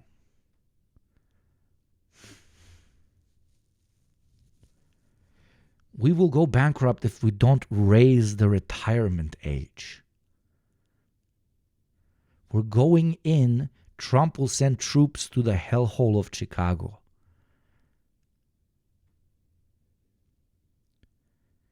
Like, juxtapose everything that you've seen with me up until now with all of these titles that represent the current state of the country. It's again, you don't have to be politically literate. It's fucking obvious. It's a depressed crackhead, okay, that denies to himself that he is a crackhead versus a dude with 7 PhDs. I mean,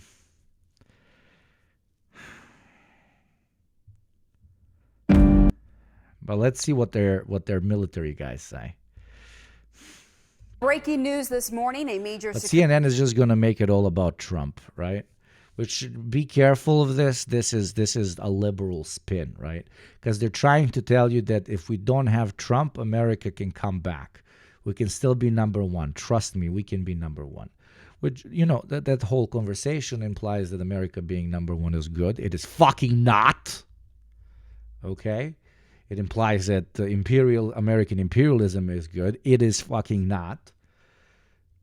It is playing off of unironic, like American exceptionalist, patriotic, or whatever nationalist values to try and tell you that no, we just need, unironically, eventually it's going to become a thing. We just need more active and more interventionist policy in order to combat the big evil Reds, which literally just said, nah, we just want more allies. You're pushing away your allies, and we're going to accept them as ours. We don't give a shit.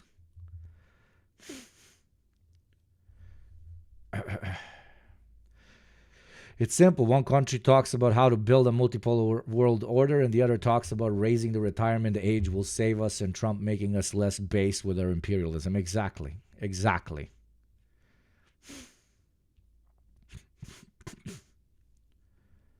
Summit in China is putting President Xi Jinping shows. CNN senior international correspondent Ivan Watson explains how the Chinese leader is using this meeting to outline his vision for a reshaped global order, with Beijing leading the way.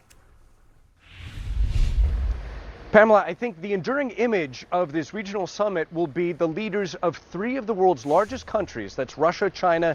And always a reminder, they never interview an actual Chinese representative of state on any of this. That literally never happens. And India cordially rubbing shoulders, looking very happy together and complaining that the world has gotten more uncertain and chaotic than ever. This has been a forum for Russia and China, 2 close partners, to complain about the U.S. dominating international relations too much in their eyes since the end of the Cold War, and calling for the creation of a new, as they would put it, more fair system of governance. Listen to what Russian Vladimir Putin had to say.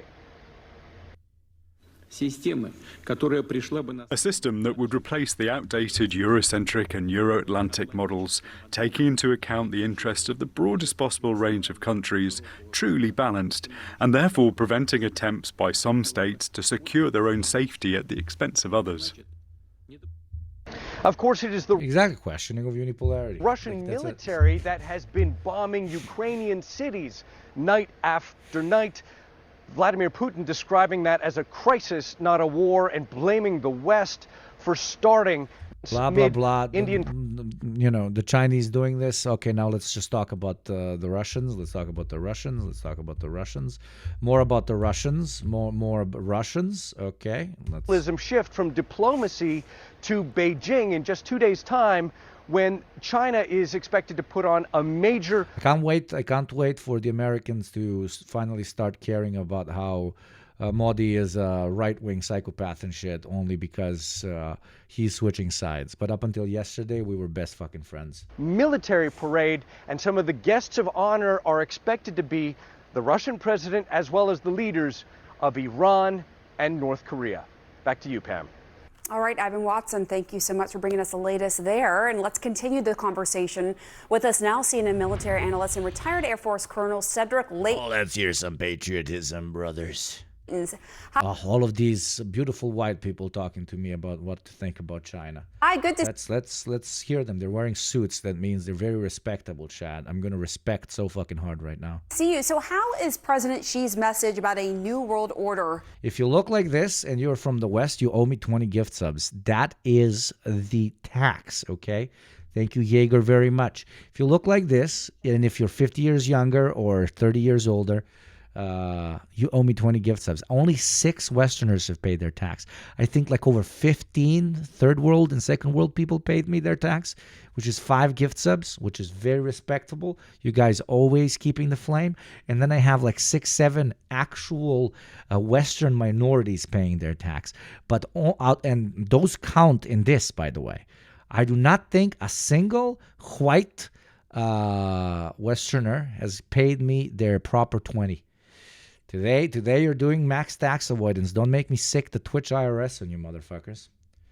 If you're a Westoid who looks like that, you have the money for a minimum of 50 gift subs. Exactly, Barry Balls. Being received by the likes of Putin and Modi. Well, this is going to be very interesting, Pamela. And one of the key things here is that Xi is really trying to present himself as this stabilizing force in the world, as opposed to the chaotic world, as Ivan was mentioning in his report, that they seem to be confronted with under President Trump. No, the chaotic world in general in the United States of America, just Trump is now a very good excuse for you guys to point at, because your American exceptionalism cannot allow you to understand the slow decline of offset empire. So what you're seeing in... You know, guys, Rome isn't falling. It's the current emperor that really sucks, okay? It's not Rome falling. It's not Rome in its final 100 years or something. No, it's the current emperor we have. In this particular case is that leaders of, Russia is very dependent on China. India has become dependent on Russia for oil, for cheap oil. That's why they got those... I have your lighter, brother. 50% tariffs. And it's really a confluence of different interests that are bringing these leaders together. They think that they can do better in this grouping, at least for the moment. They think they can do better in this grouping that is led by China. Long term. They're thinking long term. That's the key fucking thing. And they think that if they are comparing the short term direct alliance with the United States, which is obviously better because the United States still holds most of the cards, but they're comparing that short term to the potential long term benefits of allying themselves with the People's Republic of China early on, because whoever allies together with an opposing, let's say, force to that of the current quote-unquote world order, early on is going to get the most benefits out of it. Afterwards, when everybody's jumping the American ship, you're not going to get as many fucking benefits from the Chinese or from any of the BRICS countries. Change the world order to something that appears... They're buying the dip, unironically. ...to be more favorable. They're buying the dip. Beautifully put. No. They're literally buying the dip. ...to them. They are going to accrue some advantages that they otherwise wouldn't accrue under a U.S.-dominated world order. Now, in point of fact, that's going to be something that's going to be much harder for the U.S. To deal with. It will potentially result in trade imbalances that are even greater than the ones we have now. Impressively objective analysis. I'm low-key shocked. And it could also really make it difficult for us to exert influence over areas of the world we've traditionally had some sway in. Yeah, I mean, that's correct. And Vladimir Putin, for his part... And that's a good thing. ...has his own agenda, obviously, for wanting to get away from what he calls a Eurocentric model. How does his attempts to build a strong relationship with China and India impact the U.S. and Europe? So what he's trying to do is really pull Russia away from everything that is, happening in Europe in terms of what the EU is doing. And of course, his efforts in Ukraine, his war against Ukraine, has already, in essence, set the ground for that kind of a movement. So now what you're seeing is Russia is actually dependent on Chinese help in order to have the economic wherewithal to continue to prosecute the war in Ukraine.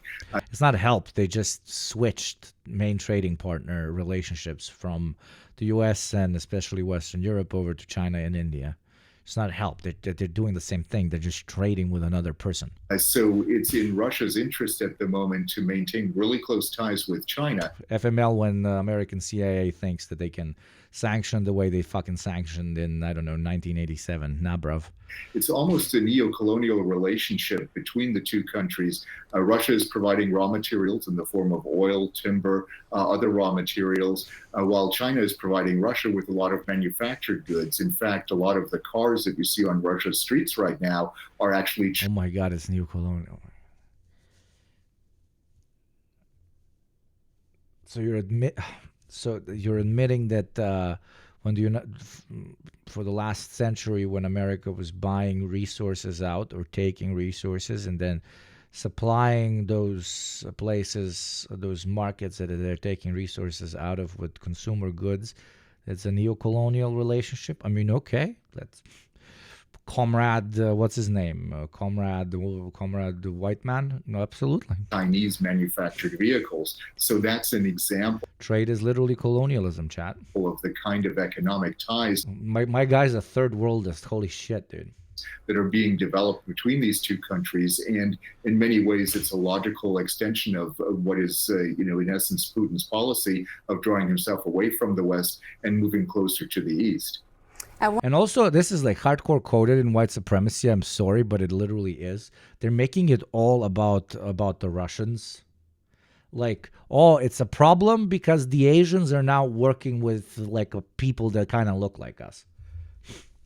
Like, I hope you're seeing like the entire report by BBC and now like literally the entire report by the CNN is all about how the whites, the Russians, are now working with the Asian, and that's really going to help the Asian. The Asian is taking one of ours type shit. I want to also ask you about this, which is an unironic like Tucker Carlson analysis.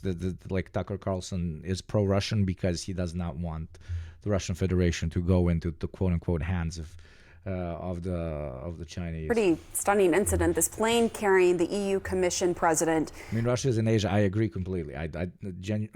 Westerners consider Slavs white only when it's convenient. Was apparently targeted by GPS navigation jamming yesterday. This is according to the commission. So the pilots... No, dude, look, they're immediately moving it to some GPS fucking bullshit so that she feels special when she was in Bulgaria or some shit. Jammers and oh my God. That in the run-up to the second Gulf War, we saw Russian GPS jammers. You go, no, they made the whole thing about the fucking Russians. I don't give a shit about the fucking Russians. They can't talk about... Oh my fucking God. There you go.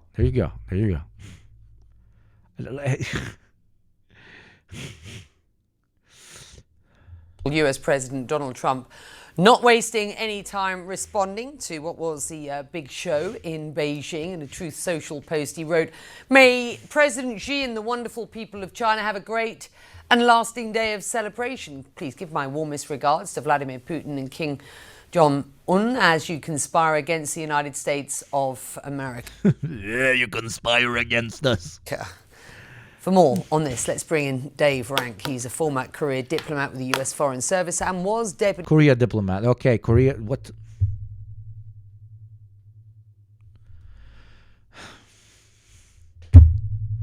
Come on, am I supposed to say it? Am I supposed to say it? Should I say it? China, Korea, fucking Asians, whatever. Bring on the Korea guy. I mean, that's literally it. like this. Oh, Lord. The chief of mission in Beijing. I'm eager to get your perspective on all of this. But first, picking up on Donald Trump's calling this a sort of conspiracy against the US. This was clearly a show of force to an audience of one, the US president.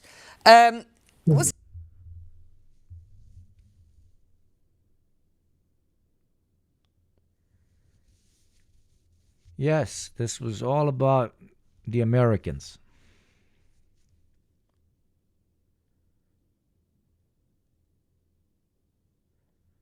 It's all about us. It's all about you and me. Baby. I'm done. Nah, I'm good. I'm done. I'm done. No, I'm done. Everything that we watched for this glorious 4 hours, a pitch to the world to embrace multipolarity. It's actually all about America, not just all about America. It's all about the current president of America.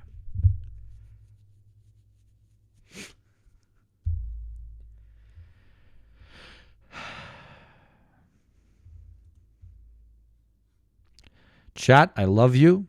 Thank you for the brilliant 4 hours we just spent together. Absolutely brilliant. Brilliant. I'm sending you over to comrade Mike from PA, that motherfucker. I love that motherfucker very dearly. Go and say hi. Motherfucker ain't raided me in a million years, motherfucker. I'm kidding. Say hi. He's maybe the only more pro-China guy on this platform than me, myself, and I. Say hi. You know what to repost. Thank you to everybody that followed. We got a lot of new members. Thank you very kindly. If you're here and you haven't followed, it's literally a press of the button. Thank you to everybody who subscribed genuinely, to all the Oilers who have gifted subs, to all the Westerners that have paid their tax. If you haven't, you're fucking pathetic. I'm kidding. No, you're not. You're fine. I'm doing the bit. To fucking don't waste your money. Unless you have a lot of it, then absolutely waste your money.